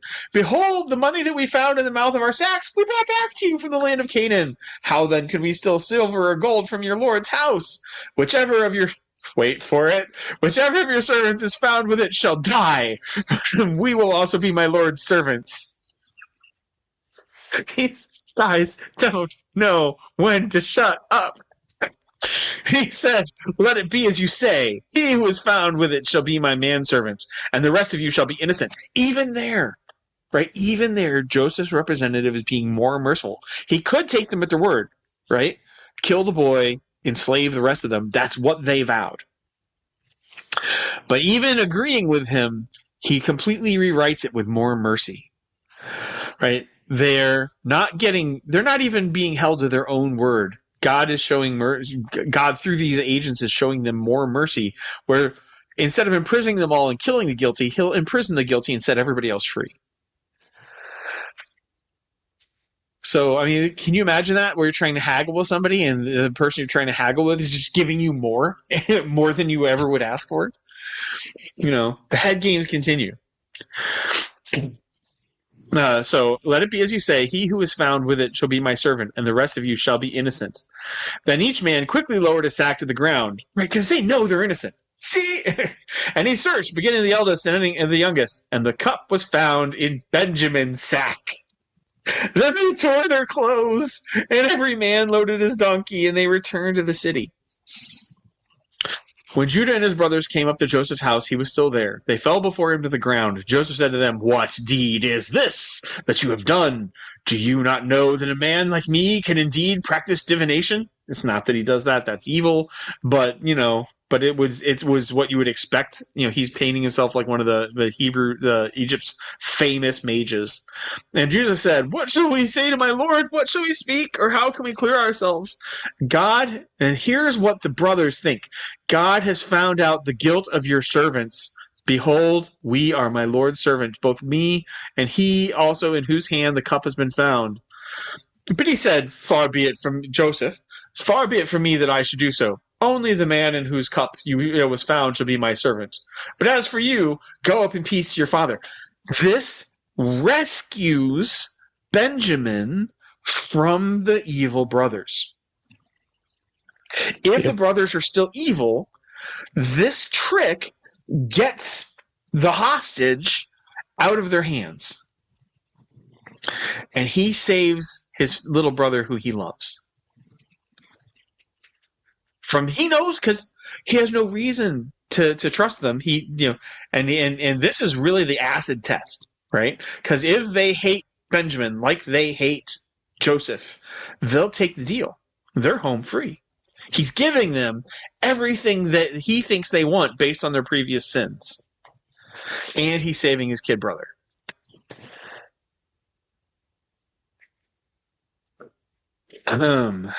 When Judah and his brother, right? So, so far, only the man in whose hand the cup was found shall be my servant. But as for you, go up in peace to your father. Right? There's everything you want if you're the evil men that you used to be. Then Judah went up to him and said, "Oh, my lord, please let your servant speak a word in my lord's ears." And Judah again promised the life of his son as surety for Benjamin's safety, the life of his two sons. And again, type and shadow. God's son is the ransom for us. That's a timey-wimey detail, right? The Lutheran theologians will call it types and shadows, but if I say timey-wimey, you're a nerd, you'll get it. Right, that reality bends around the cross and it just reverberates backwards through the dawn of time, and little details. And right, so Judah comes and said, "Oh, my lord, please let your servant speak a word in my lord's ears. Do not let your anger burn against your servant, for you are like Pharaoh himself." I do think that does kind of indicate that Senusret III is a minor, right? He hasn't reached a full adulthood yet, and that Joseph is really like the Lord Regent. He really is running the whole country. My lord asked his servant, saying, "Have you a father or a brother?" And we said to my lord, "We have a father, an old man, and a younger brother, the child of his old age. His brother is dead," lie, "and he alone is left of his mother's children and his father's love." So they're still lying to Joseph. Don't miss that. They are still lying that Joseph just died. How can Joseph trust them when they're covering up their own sins, their own crimes? Right? Because even, I don't care who you are, the idea that you sell your own brother into slavery is that is scum-sucking level of evil in any culture that I can think of. And then you said to your servants, right? Then you said to your servants, "Bring him down to me, and I may set eyes on him." We said to my lord, "The boy cannot leave his father, for if he should leave his father would die." Then you said to your servants, "Unless your youngest brother comes down with you, you shall not see my face again." When we went back to your servant my father, we told him the words of my lord, and he said, and then when our father said, "Go again, buy us a little food," we said, "We cannot go down. If our youngest brother goes with us, then we will go down, for we cannot see the man's face unless our youngest brother is with us." Right, because Joseph wanted proof of life. Then your servant my father said to us, "You know that my wife bore me two sons." My wife, singular. The only woman he slept with four of them, but he only ever loved one. Bore me two sons. One left me, and I said, "Surely he has been torn to pieces." Oh, and I have never. This is the first time Joseph has heard what the party line was to his father. Right? And I have never seen him since. If you take this one from me, and harm happens to him, you will bring my gray hairs to an evil to Sheol. Now, therefore, as soon as I come to your servant my father, the boy is not with us, then as his life is bound up in the boy's life, that's how much he loves his youngest. As soon as he sees the boy is not with us, he will die, and your servants will bring down the gray hairs of your servant to their father the grave to Sheol. For your servant became a pledge for safety to the boy my father, saying, "If I do not bring him back to you, then I shall bear the blame before my father all my life. Now, therefore, please let your servant remain instead of the boy as a servant of my lord. Let the boy go back with his brothers." This is timey-wimey, dialed up to 13. The ancestor of Jesus kind of still in his loins, if you want to think about it that way, is sacrificing himself to save his little brother. And here is the first real proof that Joseph has of repentance. Not that they're going to earn their way out of this. They're not. But here's the first fruit. And here's the first sign that I can't promise you that Judah got over his resentment for how much favoritism there was in that house, but he at very least does love his dad. He will not kill his father, and he will offer up his own life to save his father from a death of grief. For how can I go back to my father if the boy is not with me? I fear to see the evil that would find my father. Then Joseph could not control himself before all who stood beside him. Right? So the mercy and voluntary sacrifice of Judah breaks Joseph's game. Because Joseph had all the con angles going, right? He just saved his brother. He got proof of life, and he found a way to manipulate events to save his brother from what could very well be a hostage situation because of what these guys did to him. But Judah's sacrificial love breaks down even his clever scheme. Then Joseph could not control himself before all this who stood by him. He cried, "Make everyone go out from me." So no one stayed with him when Joseph made himself known to his brothers. And he wept out loud so that the Egyptians heard it, and the household of Pharaoh heard it. So Joseph's palace is like next door to Pharaoh's palace, because if he's weeping loud enough that the neighbors are hearing. And Joseph said to his brothers, "I am Joseph. Is my father still alive?" That's probably the first words he said in Hebrew to them, because translators until this point. But his brothers could not answer him, for they were dismayed at his presence. Yeah, think about that. And not only did they as bad as kill the little brother, he's now in charge of the only superpower on the continent, and he's got them surrounded by armed guards, and they've been lying to his face about his own death, still pretending that he got eaten by a goat. And then he's like, "No, I'm Joseph." Everybody in that room needs fresh undies. That's all right? Like, he gets it. He's wearing the brown pants. Yes. Very much. And Joseph said to his brothers, "Come near to me, please." And they came near, and he said, "I am your brother Joseph, whom you sold into Egypt. And now do not be distressed or angry with yourselves because you sold me here, for God sent me before you to preserve life. For the famine that has been in this land these 2 years." So now we know precisely when. I can go to my timeline I'm rebuilding. Joseph's ascension. All right, and then that becomes 1878 BC, new Pharaoh, famine begins. 1876 BC, Joseph reveals himself to his brothers. And suddenly, April 76 BC, from the other timeline, to the day, Israel's tribe of 70 people moved to Egypt.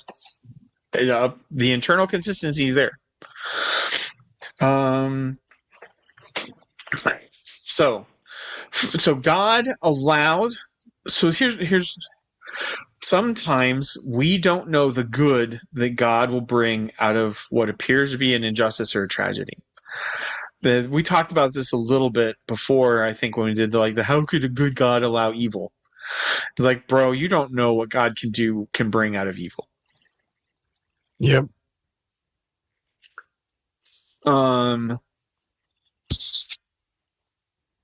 Okay, for the famine of the land has been for these 2 years, and there are yet 5 years in which there can be neither plowing nor harvest. God sent me before you to preserve for you a remnant on the earth, and to be kept alive from many survivors. So it was not you who sent me here, but God. He has made me a father to Pharaoh, the lord of the house, and the ruler over all the land of Egypt. Hurry and go to my father and say to him, "Thus says your son Joseph, God has made me lord of all Egypt. Come down to me and do not tarry. You shall dwell in the land of Goshen, and you shall be near me, and you and your children and your children's children, and your flocks and your herds, and all you have." There I will provide for you if there are 5 years of famine to come, so that you and your household and all you have do not come to poverty. And his eyes see, and now your eyes see, and the eyes of my brother Benjamin see, that it is my mouth that speaks to you. You must tell my father of all my honor in Egypt and of all you have seen. Hurry and bring my father down there. Then he fell on his brother Benjamin's neck and wept. No shit. And Benjamin wept upon his neck. Again, no kidding. And he kissed all of his brothers and wept on them, and all his brothers talked to them.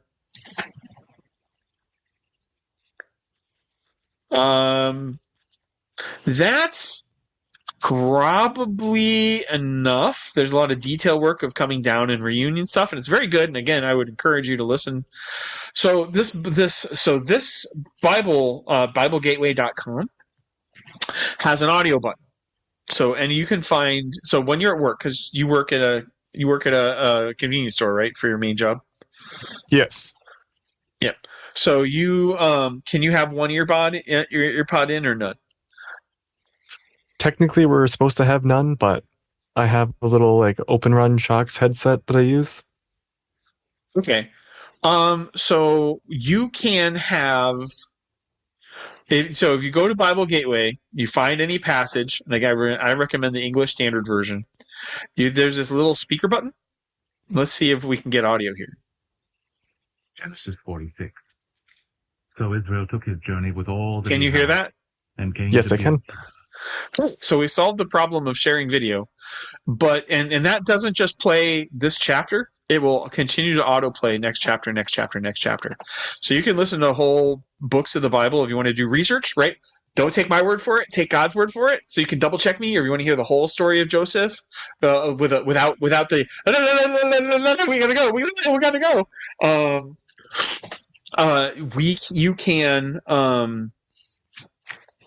You can do that. All right. All right. So archaeology time. Senusret the second. Senusret the third. The greatest pharaoh. Basically, he's the greatest pharaoh of the 12th dynasty. Considered the rule at the height of the Middle Kingdom. As in, Egypt never has it as good as during his reign, and we kind of have we can at least see when.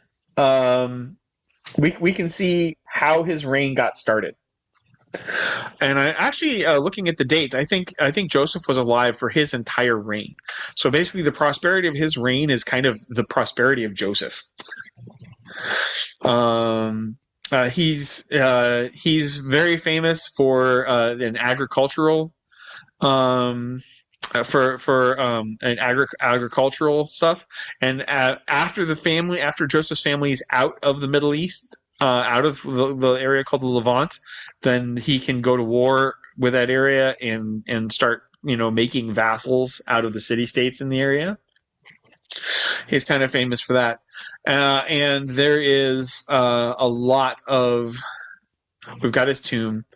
But the idea that the pharaoh under Joseph was the most prosperous pharaoh of the entire dynasty is a perfect core, and God and the biblical record saying everything that Joseph touches, God for the sake of Joseph's faithfulness, God blesses and keeps, and it absolutely fits the Egyptian chronology.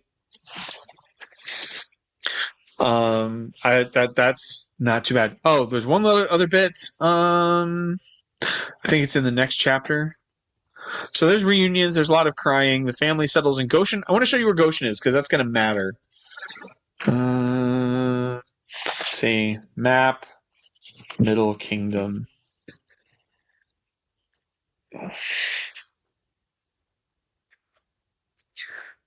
Wikimedia. Zoom in a little bit. Nope. Doesn't have what I need.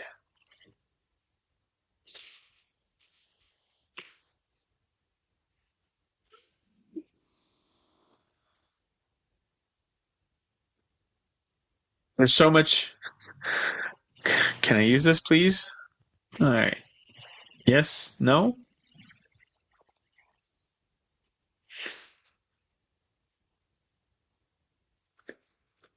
Oh my gosh. No, I don't need the entire... Okay, this will good. Just like a zoom in here. All right. Thebes, the capital where Pharaoh's household lives, is here. Goshen is up here. So it's along the trade route. And these are the archaeologists we actually know for a long time, for the next couple hundred years, the Jews who moved here were very prosperous. So what they would do is they were wine merchants. They were among the things, they were grain and wine merchants. The wine from this area, which grows really good wine, they would ship in Canaanite jars, which are like 50-gallon jars. And they would get like up to 14 50-gallon jars of the best wine in the world, and then they were the middlemen. They would arrange for its distribution throughout England, throughout Egypt. That was kind of the economy, and of course they were herders. They were herders and goats. That was what made them repulsive to the Egyptians, because they smelled like farm workers, which is not a bad smell, but it's definitely not like a city slicker smell, and so they kind of, Joseph in his wisdom arranges for their center of power to be away from and not a direct threat to Egypt, because again the Thebes, the court, also is constantly fighting Nubia and Sudan, and so they've got other things. So he's not going to set them up to be just rivals, and he lets them, because again they're Asiatics, they speak the languages of this area. That makes them like perfect intermediaries for the northern trade route. And that was they kind of grow and multiply.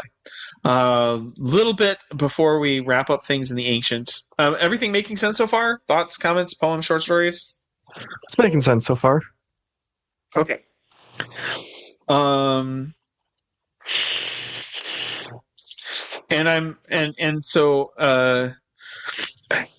does it make sense what I'm saying about types and shadows? That like the cross was such a big event, God coming and interceding and dying and rescuing, that it actually kind of reverberates.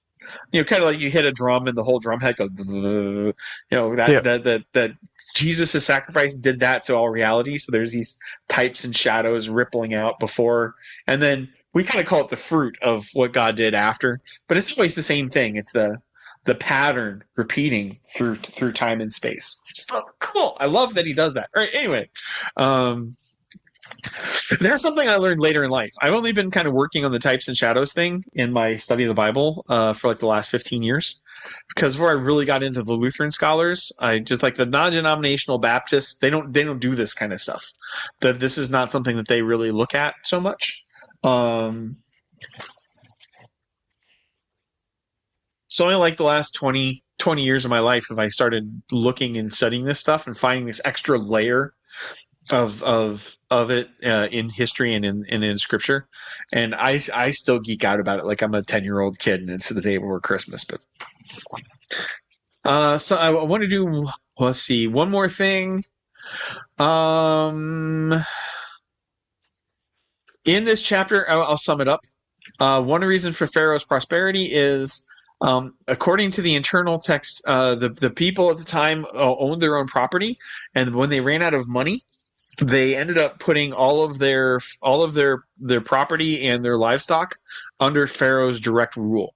So this is one reason why this is that agricultural revolution Joseph arranges, and that's in the next chapter, where he basically nationalizes the farming industry in exchange for grain, which makes Pharaoh more, which makes Sunreset III puts him in a more secure, more stable, and more powerful domestic situation than any pharaoh before him for centuries. So that's something else that Joseph ended up doing.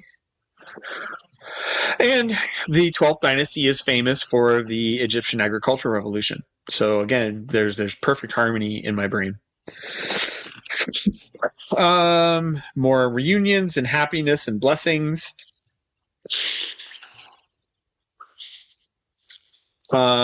Jacob continues to live for a while. He does prophecies for all his kids. He dies, eventually happy in old age, surrounded by his family.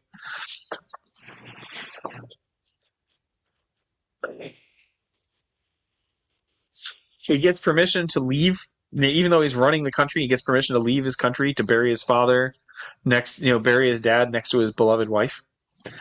That's something that happens. All right, I'm going to zoom back in. We've kind of skipped over like 3 chapters. When Joseph's brothers saw that their father was dead, he said to him, "It may be that Joseph will hate us and pay us back for all the evil that we did to him."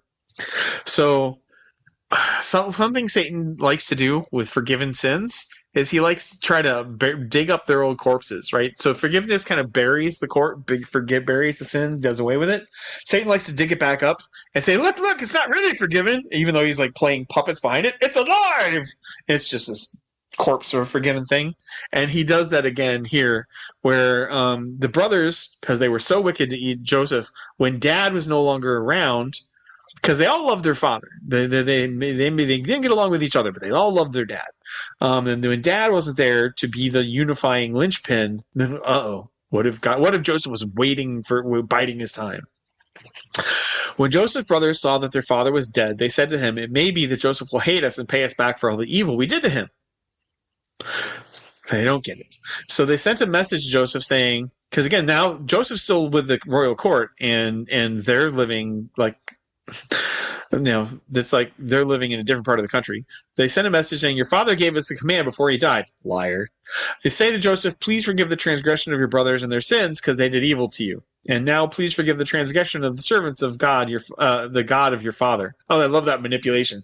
Not just of God, the God of your father. Don't forget Dad. Joseph wept when they spoke to him. His brothers came and fell before him and said, "Behold, we are your servants." But Joseph said to him, "Do not fear, for am I in the place of God? As for you, you meant evil against me, but God meant it for good, to bring it about that many people should be kept alive as they are today." Here's that timey-wimey moment I wanted to point out. We're talking about Jesus' exodus. The things that happened to Jesus, being beaten half to death and then tortured to death in public, naked, bad things, right? Those are bad. But out of that bad and out of the corruption and the betrayal of him and the persecution of him and the beating of him and the execution of him, God brings about good. And the attitude of God towards enemies, which I read you from the Sermon on the Mount, right? They'll love your enemies. Yep. And much more, how much more. And Joseph lives that, what we would call the good news. And it is good news to the brothers, because they could have been right? If this were a Roman history, they would have been right. The father is done, and now I can get my revenge. So I want to invite you all to a banquet. I'm only going to poison a lot of it, in the European style. No, none of that. Evil gets don't. Okay, so here's another. See if this is a close enough translation. "Do not be overcome by evil, but overcome evil with good." That's what's going on here. No question that the brothers were evil, and Joseph overcomes it with good. He just smothers it with kindness.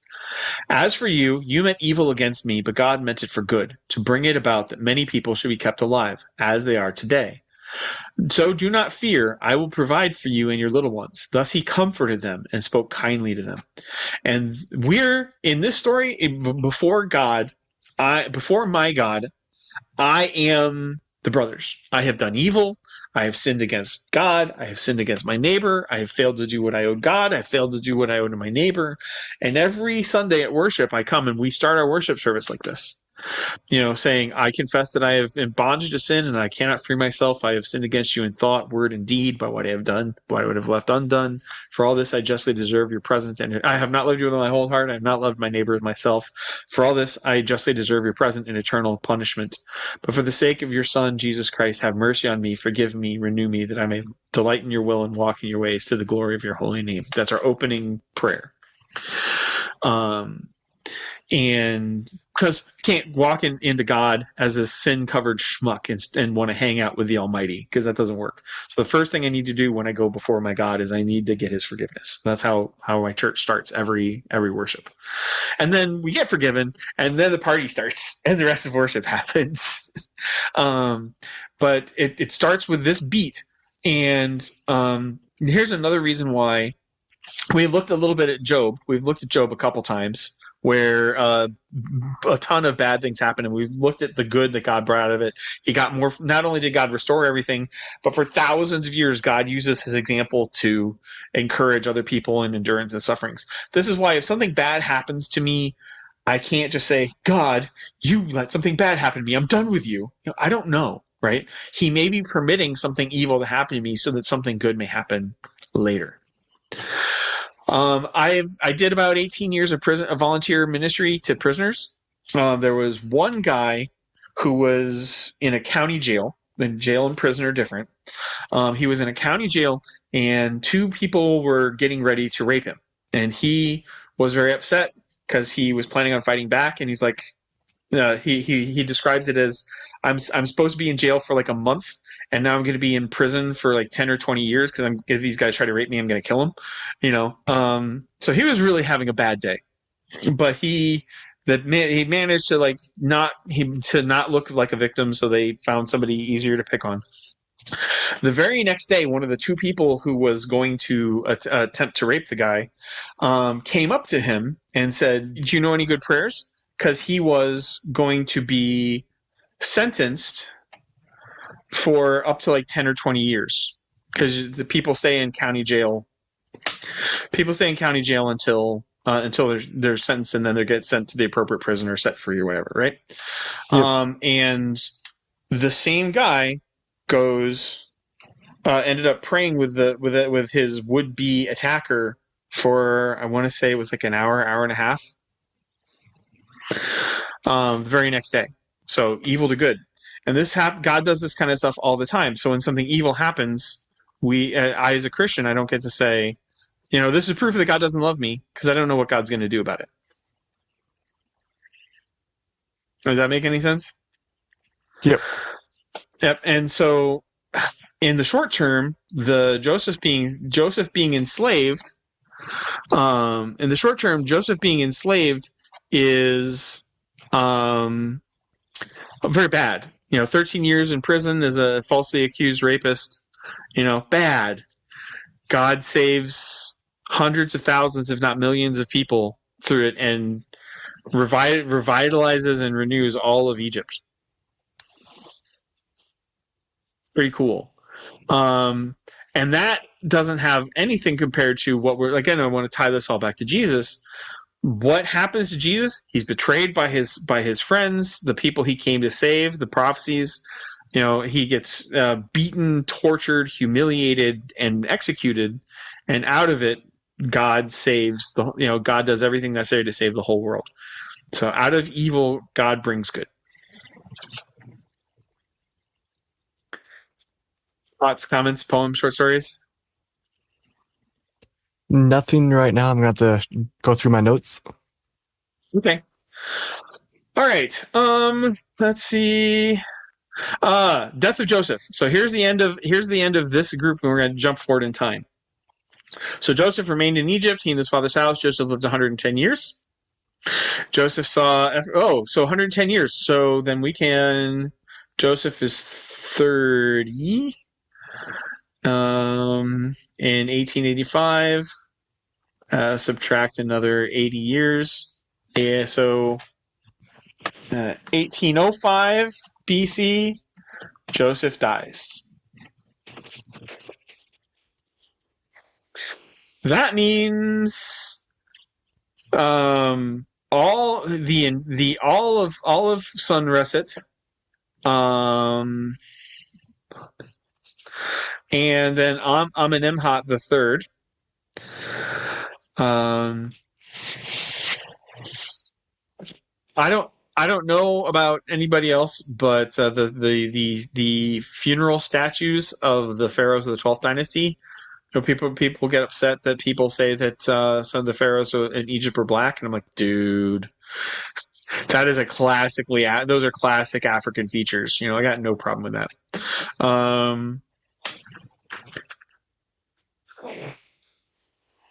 So Sunreset the second, Joseph comes into power. Sunreset the third his entire reign, Joseph is alive, and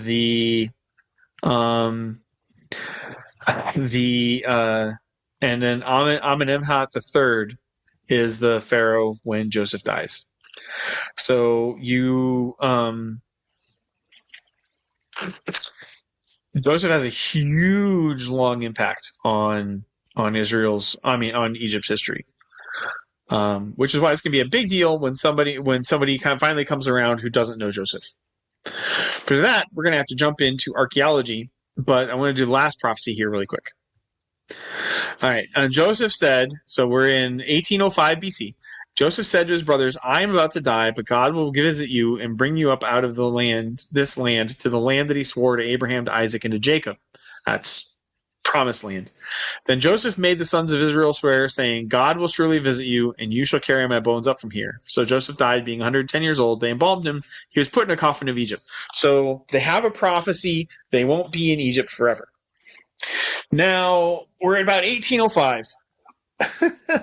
Things go badly. The 12th dynasty does not last much longer. And then we get what Egyptologists call the second intermediary period.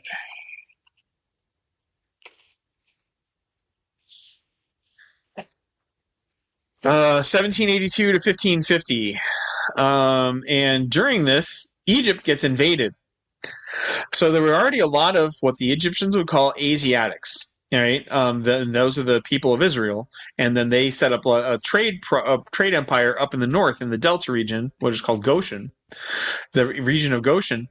And then there is another invasion of a militant group of Asiatics called the Hyksos.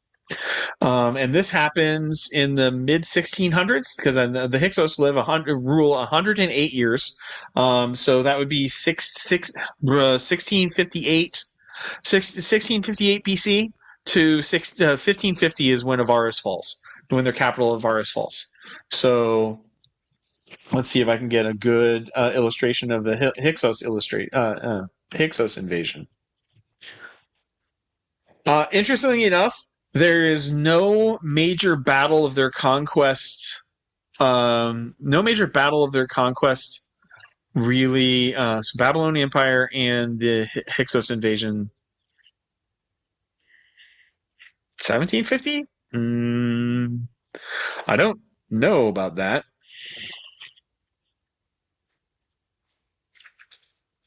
I don't think that map's very reliable.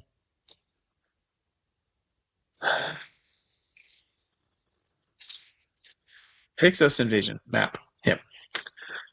Oh, okay. History Stack Exchange. Oh, good. It's in German. Open image in new tab. All right.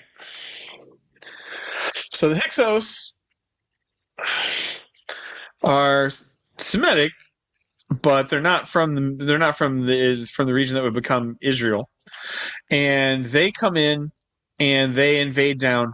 This map is not great because Thebes, Abydos, where a lot of the ancient tombs until then were, that falls. So they conquer this northern bit, but Thebes holds out. We know that Thebes, the capital, holds out. We're not sure how much of Thebes was left, because it seems like there was just a handful of royal families and maybe some surrounding territory. But the Hyksos come in, and they rule for about 100. They rule for 108 years, and they put their capital at Avaris. This is a little off. It should be about here. But this is the land of Goshen, right, where all the Israel lives. And there's no major battles up here listed in the conquest, which is probably the turning point between racism and outright hatred for the Egyptians of Thebes. Because from the Hyksos were military Asiatics, and the people of Israel were merchants Asiatics. They weren't the same, but they could probably speak. Their language was probably mutually intelligible. They had very similar customs. they seem to get along pretty well, and so if you're an Egyptian in Thebes during this period where Thebes is like this isolated holdout, they kind of view themselves as the last remnant of Egypt in this second intermediary period, until there's a guy, the guy who ends it is basically considered to be the Napoleon of Egyptian history, and that is it's Anem. His name starts with an A, and he's the second, and he's an utter badass. He basically reconquers all these, including he reconquers all the way up to Avaris, and then his son takes Avaris. So Thebes loses power for about 250 years, and they have a reason to kind of view the people of Israel, the descendants of Jacob, with suspicion, because of how easily they didn't fight back. They didn't form an army to defend Egypt against the Hyksos. They were just kind of like, not my problem. I'm just here with my sheep, man. Hey, when's the next wine shipment coming through? They just kept doing the merchant thing. And so you can see how to the Theban, the handful of noble families in Thebes, this makes all of the people of Israel traitors, right? They aren't just foreigners now, they're collaborators. And in 1550, the fall of Avaris, and so Thebes eventually reconquers around 1550, the end of this Hyksos dynasty, and their capital in Avaris, which is eventually going to become Ramses. Like the Ramses, Avaris, and that trading post, are all the same town. They're just kind of like on they're like where the suburbs would be of one another. Excavating Avaris is interesting because it is actually critical farmland. So they can only excavate it when it isn't farming season, and every year they have to rebury the city of Avaris and let the Arabs replant it and farm it. And then when the harvest is done, then they can re-excavate Avaris all over again. This is a constant cycle since like the 1950s. It's kind of hilarious. But so there's a rival dynasty from the Semitic tribes, which the holdout and then reconquerors of Egypt are going to, when they drive people out of Avaris. This is some military history I only found out like during my binge for today. The Hyksos aren't gone; they retreat. Now the population up here is there are many cities where people of Israel may have been the majority of the population because they multiplied very greatly. And so in this Goshen area, there's the southwestern river delta.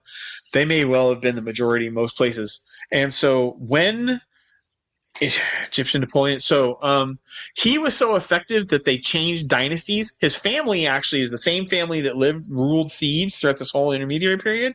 But he was such a badass that Egyptologists, the Greek Egyptologists, the Greek historians, name him the start of a whole new dynasty of prosperity, even though there really wasn't a change in ruling family, which is kind of hilarious. But that's a level of how utterly badass is. So 14th dynasty is heavily influenced by the people of Israel.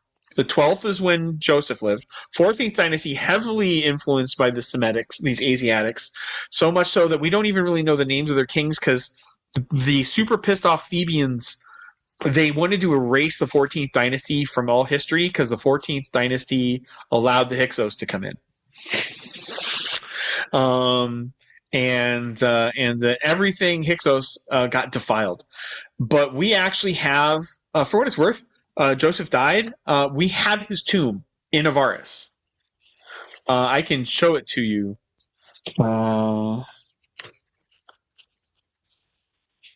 They've got archaeological reconstructions of it.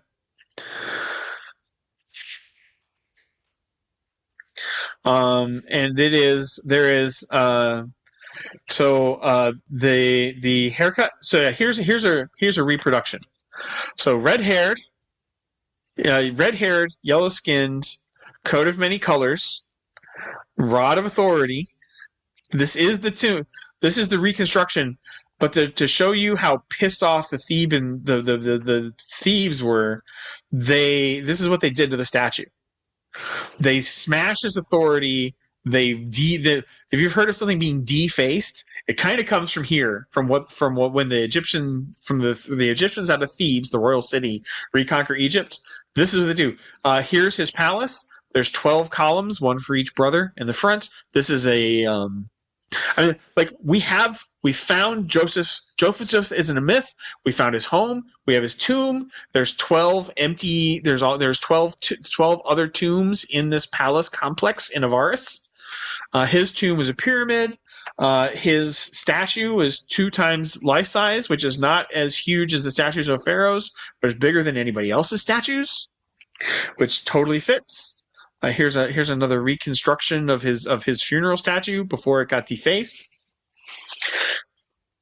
But the level of anger and rage when these foreign invaders are kicked out is brutal. It's brutal. It's like Nazi death camps level of violence inflicted.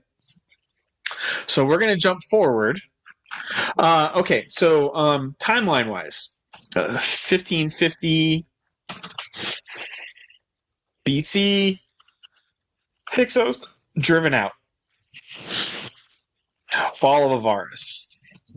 And Avaris goes from being a palatial regional capital to becoming like a work prison camp overnight with the fall of Avaris.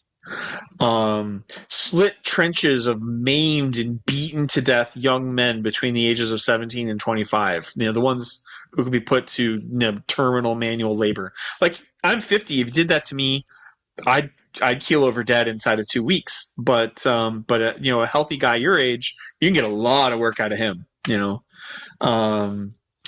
Maimed, brutal. So the ancient Egyptian term, the Egyptian term of this dynasty for fighting an enemy warrior and winning was called taking a hand.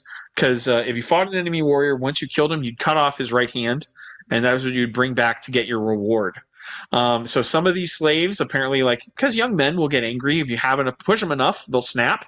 And any slave, and we have skeletons in these mass graves with missing right hands. So we know that slave tried to fight back. Or I'll say that slave tried to fight back because he got warrior defaced. Yeah. Skulls bashed in, beaten to death, mauled. And this shows up in Genesis, in the next book, Exodus, actually. So Exodus 1. I'm gonna skip the genealogy list. All right, but the people of Israel were fruitful and increased greatly. They multiplied and grew exceedingly strong, and the land was filled with them. None of that's an exaggeration. Archaeology backs all of that up. If you don't assume the Bible's a myth. All right, now there arose a new king over Egypt who did not know Joseph, right? Because who knew Joseph? The 12th dynasty knew Joseph. 13th dynasty knew Joseph. The intermediary period knew Joseph. The Hyksos probably had heard of Joseph because they were getting along with the people of Israel and they would have told their history. But the Hyksos are driven out of the land, and the Thebes. Neither the people in Thebes, they neither know nor give a shit. Not only do they not, but these people are actively destroying every bit of history from the times when Egyptians and Asiatics got along. Right? It is a literal purge of Egyptian history happening. A lot of what we know from this region, from this period, because of this informational purge and the defacing of statues and the monuments that Egyptians usually use, is so we have secondary documents, right? We have journals of servants. And those didn't get purged because they weren't important enough, to the that's where a lot of the surviving Egyptian history of this period lasts from.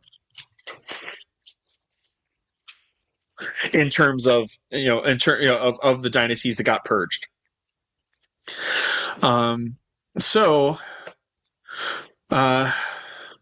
See, Now there arose a new king over Egypt, yes, 1550, who did not know Joseph.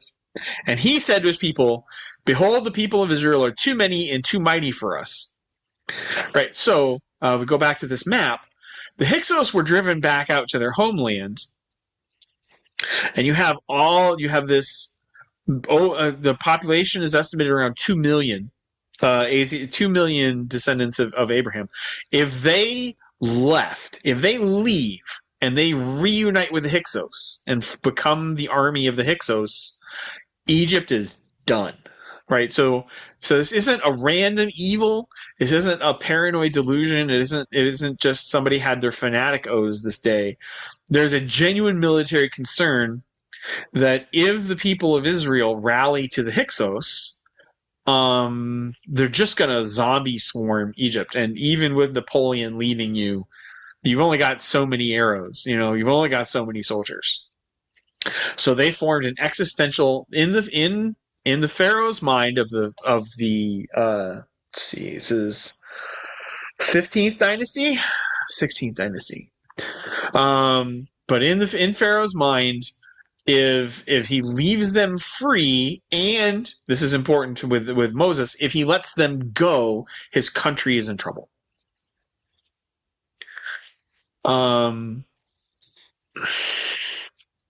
And that's not really spelled out in the Bible. That's from archaeology, but they harmonize so incredibly great at this point. So what is he going to do? Come, let us deal shrewdly with them, lest they multiply. And if war breaks out, they join our enemies, which is actual Hyksos, and fight against us and escape from the land. Therefore, they set taskmasters over them to afflict them with heavy burdens. And the brutality of those taskmasters, we've got the archaeology. It's as bad as anything you've heard of in life. They built for Pharaoh store cities, Pithom and Ramesses. Here's the first kind of renaming of the ancient capital. And we actually have found the store buildings, the silos that they built during this period in slave labor. But the more they were oppressed, the more they multiplied, and the more they spread abroad. Go figure, you had a lousy day. There's nothing to do but go home and comfort yourself with your wife. And the Egyptians were in the dread of the people of Israel. So they ruthlessly made the people of Israel work as slaves and made their lives bitter with hard service in mortar and brick and all kinds of work in the field. And all the work, they ruthlessly made them work as slaves. So a lot of even American Christians have this idea that the people of Israel were slaves in Egypt for for hundreds of years. No, only the last 120 years of their 430 years in Egypt. Only the last 120 were bad, but they were big bad. Then the king of Egypt said to the Hebrew midwives, one of whom was Shiphrah and the other was Puah, when you serve as midwife to the Hebrew women and set them on a birth stool, if it is a son, you shall kill him, but if it is a daughter, you shall live. So next up, the next attempt is genocide, right? If you kill all the males, then the people will die off because nobody going to donate the genetic material to make more Hebrew babies.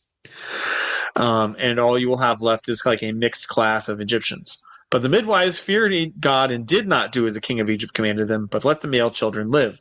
So the king of Egypt called the midwives and said to them, why have you done this, and let the male children live?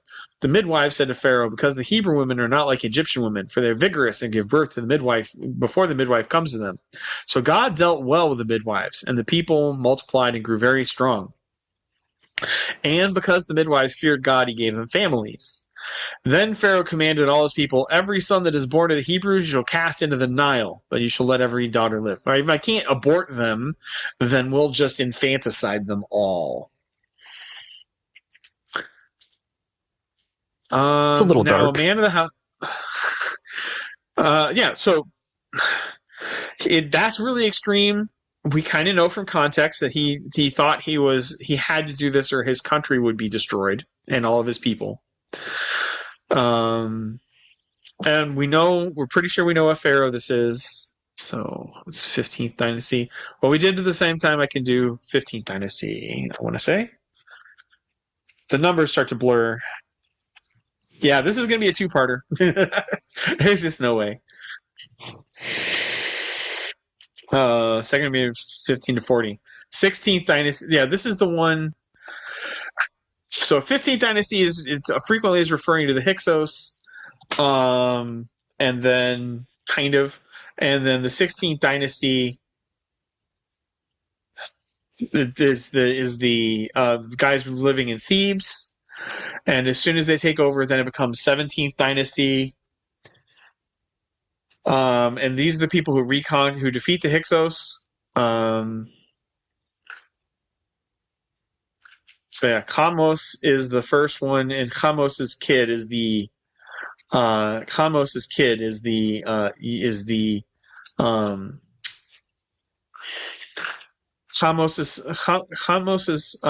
son is the Napoleon of 17th dynasty. Is it 18th? Ah, come on. No, to 1550, yeah. So the 17th gets renamed the 18th because it succeeds. But yeah, where were you all my life?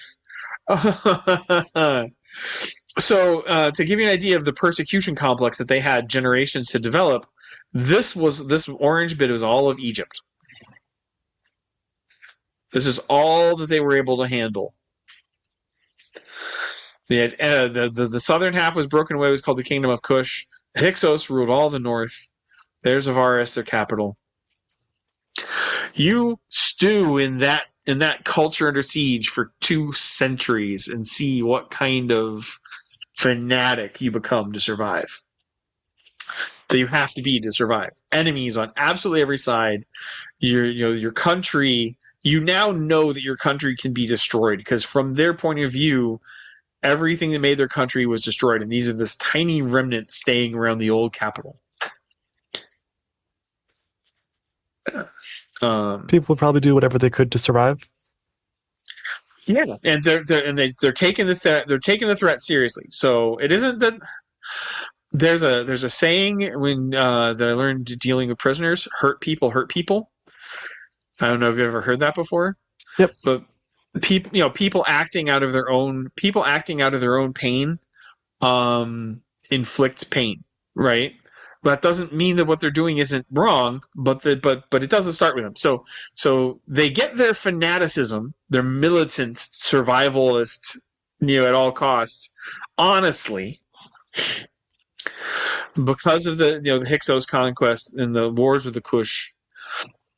But then I want to say it's Ahmose. I want to say the guy's name is Ahmose, but we'll double check. That Ahmose is so Chamos kind of gets all the way up to Avaris, but he can't quite get it, and it's Ahmose who kicks the it's Ahmose who finally kicks the Hyksos out. Yep, 18th dynasty of Egypt. Oh, how bad do I get the name? No, Ahmose the First. Yeah. So he's there. His reign starts with the fall of Avaris, and he lives to 2 years after Moses is born. So can't do the Exodus without Moses, birth of Moses, and I think we're going to do that and then stop. All right. So now a man from the house of Levi went and took his wife, a Levite woman. Descended from one of the 12 sons. The woman conceived and bore a son, which saw that he was a fine child. She hid him 3 months. When she could hide him no longer, she took him in a basket made of bushes, daubed it with bitumen and pitch. The name that's not a basket, it's an ark, is the actual name word in Hebrew. Like you think Noah's ark, that got through the flood. This is another ark. Ironically, the Ark of the Covenants, the from like Indiana Jones, also same word, ark. Box, container. When she could hide him no longer, she took him from a basket made of bulrushes, daubed it with bitumen and pitch, made it watertight. She put the child in it, placed it among the reeds by the river bank. His sister stood at a distance to know what had been done. So now the daughter of Pharaoh came down to bathe in the river. While her young women walked beside her, she saw the basket among the reeds and sent her servant woman, and she took it. We know this daughter of Pharaoh. This daughter of Pharaoh, this daughter of Pharaoh is the mother of the only female. Is mother of the only female pharaoh in Egyptian history. When she opened it, she saw the child, and behold, the baby was crying. She took pity on him and said, "This is one of the Hebrews' children." She's not wrong. Then his sister said to Pharaoh's daughter, so the boy's sister, who had been following, said, "Shall I go and call you a nurse from the Hebrew woman to nurse the child for you?" When Pharaoh's daughter said to her, "Go." The girl went and called the child's mother. So, something from archaeology. Your wet nurse, right? The woman who nursed you was like one rank below your parents in your ancestry. And so like this was a lifelong bond. We have pharaohs where they're the tomb, their mother or their father, and like down here in one corner is their wet nurse. On their burial tombs at the end of their life. So this means that Moses has a lifelong relationship with his own mother because his sister was clever. In the household of the person who wants him dead. And Pharaoh's daughter said to her, "Take this child away and nurse him for me, and I will give you your wages." Before modern baby food, you didn't get weaned until you were like 3 or 4. And so the woman took the child and nursed him. When the child grew older, she brought him to Pharaoh's daughter. He became her son. She would then probably have access to Pharaoh's household for the rest of her life. She named him Moses, because I drew him out of the water. And they'll explain that one. Moses sounds like Hebrew. Moshe sounds like Hebrew for drawn out. Again, Hebrew names have meanings, unlike Mormon names. And so that's we know that because we know the year of the Exodus and we know how old Moses was. So 1526 BC, Moses is born, and that is the last 2 years of Ahmose the First. Of the founder of the 18th dynasty of Egypt, the Napoleon of the Napoleon of Egyptian history. And the 18th dynasty is probably as powerful. When God decides to kick Egypt's ass, he waits until they're as powerful as they could possibly be. He doesn't pick on them when they're weak. He shows his power by defeating them at the height of their power. And we'll talk about it. But you see how, like, in my brain, everything lines up. The archaeology totally makes sense. Everything is happening exactly what would be logical and what fits all the archaeological evidence I'm seeing. Yeah. So, and I'm doing broad brushes. If you want to know more about these pharaohs of these various times, I can get you hours and hours of lectures from this. I won't call it a cult. This circle of Canadian Christian archaeologists out of that are kind of centered around the University of Toronto, called Bible and Spade. BibleArchaeology.com or .org is their website, and it is you can lose a weekend surfing through that for just interesting random stuff. All right, I'm going to call it a little early, so I'm a little less panicked about getting to work. But we've gotten through the story of Joseph, which is important because you got to know why were they in Egypt. And then we've dealt through the archaeology of, why were they slaves? And they were slaves because if they weren't slaves, the Egyptians had a valid fear that they could kill them all. And the next time there might not be that island of Thebes, and that it would be the end of Egypt. So that's the hurt people thing, right? they had genuinely been under siege for as long as America had existed, and that built some resentment and some hatred. And so what they did, it's not that what they did was anything but evil. What they did was absolutely evil. It doesn't come from nowhere. And as evil as Pharaoh is going to be, then I've just always found it helpful to have to find out how to have compassion on somebody, because when you understand what drives them, even if they're making bad choices off of what drives them, it's easier to have compassion. And we saw that again in the story of Joseph that we went through, of them going in Egypt. Again and again, he had compassion on his brothers, even when he's trying to save his kid brother, even when he's trying to figure out if they're still evil, even if he's trying to find out about his dad. That there's still constantly mercy. I don't know. Is this interesting? Like, did I waste your time by jumping out of Luke, or are you okay with this? That's been fairly interesting so far. Okay. So we'll do part 2. So part 1 was kind of going into Egypt.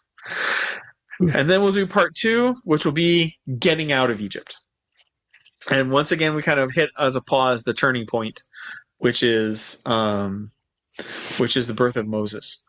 Shouldn't probably be 3 hours next time. So we'll probably plan on the regular. But if it has to be 3 parters, then it's part. But I want more sleep than I got today. Yeah, and if your notes, you want to learn more about anybody, you want to see more about anything, let me know. I will hook you up with YouTube videos, with articles from these archaeologists. There's a ton of fascinating history stuff in this. You can look up more about Avaris, which is a fascinating place. The Hyksos dynasty is kind of interesting. I don't have to study this anymore because I'm basically done with my homework for, I only spent like 2 days preparing for this podcast. Used to be 1, and I never got everything I wanted to do. So I just spend 2 days preparing for this podcast every week. And I may not stop. I may keep digging into the archaeology because I'm having a blast. But, so we've pointed some at how Christ-like Joseph was, and how Joseph kind of echoes the life of Christ. And we saw a little bit of that in Judah. And then we saw a lot of like how they got into Egypt and why, and how that matches with, if you're looking in the right century, it matches very well with the Egyptian chronologies. And hey, look, there's all this evidence, or at least corroboration, if it isn't flat out proof. But I look forward to this next time, and I hope that you have a wonderful week. I'll probably end up rewatching this whenever it gets published and listen to it while I'm at work.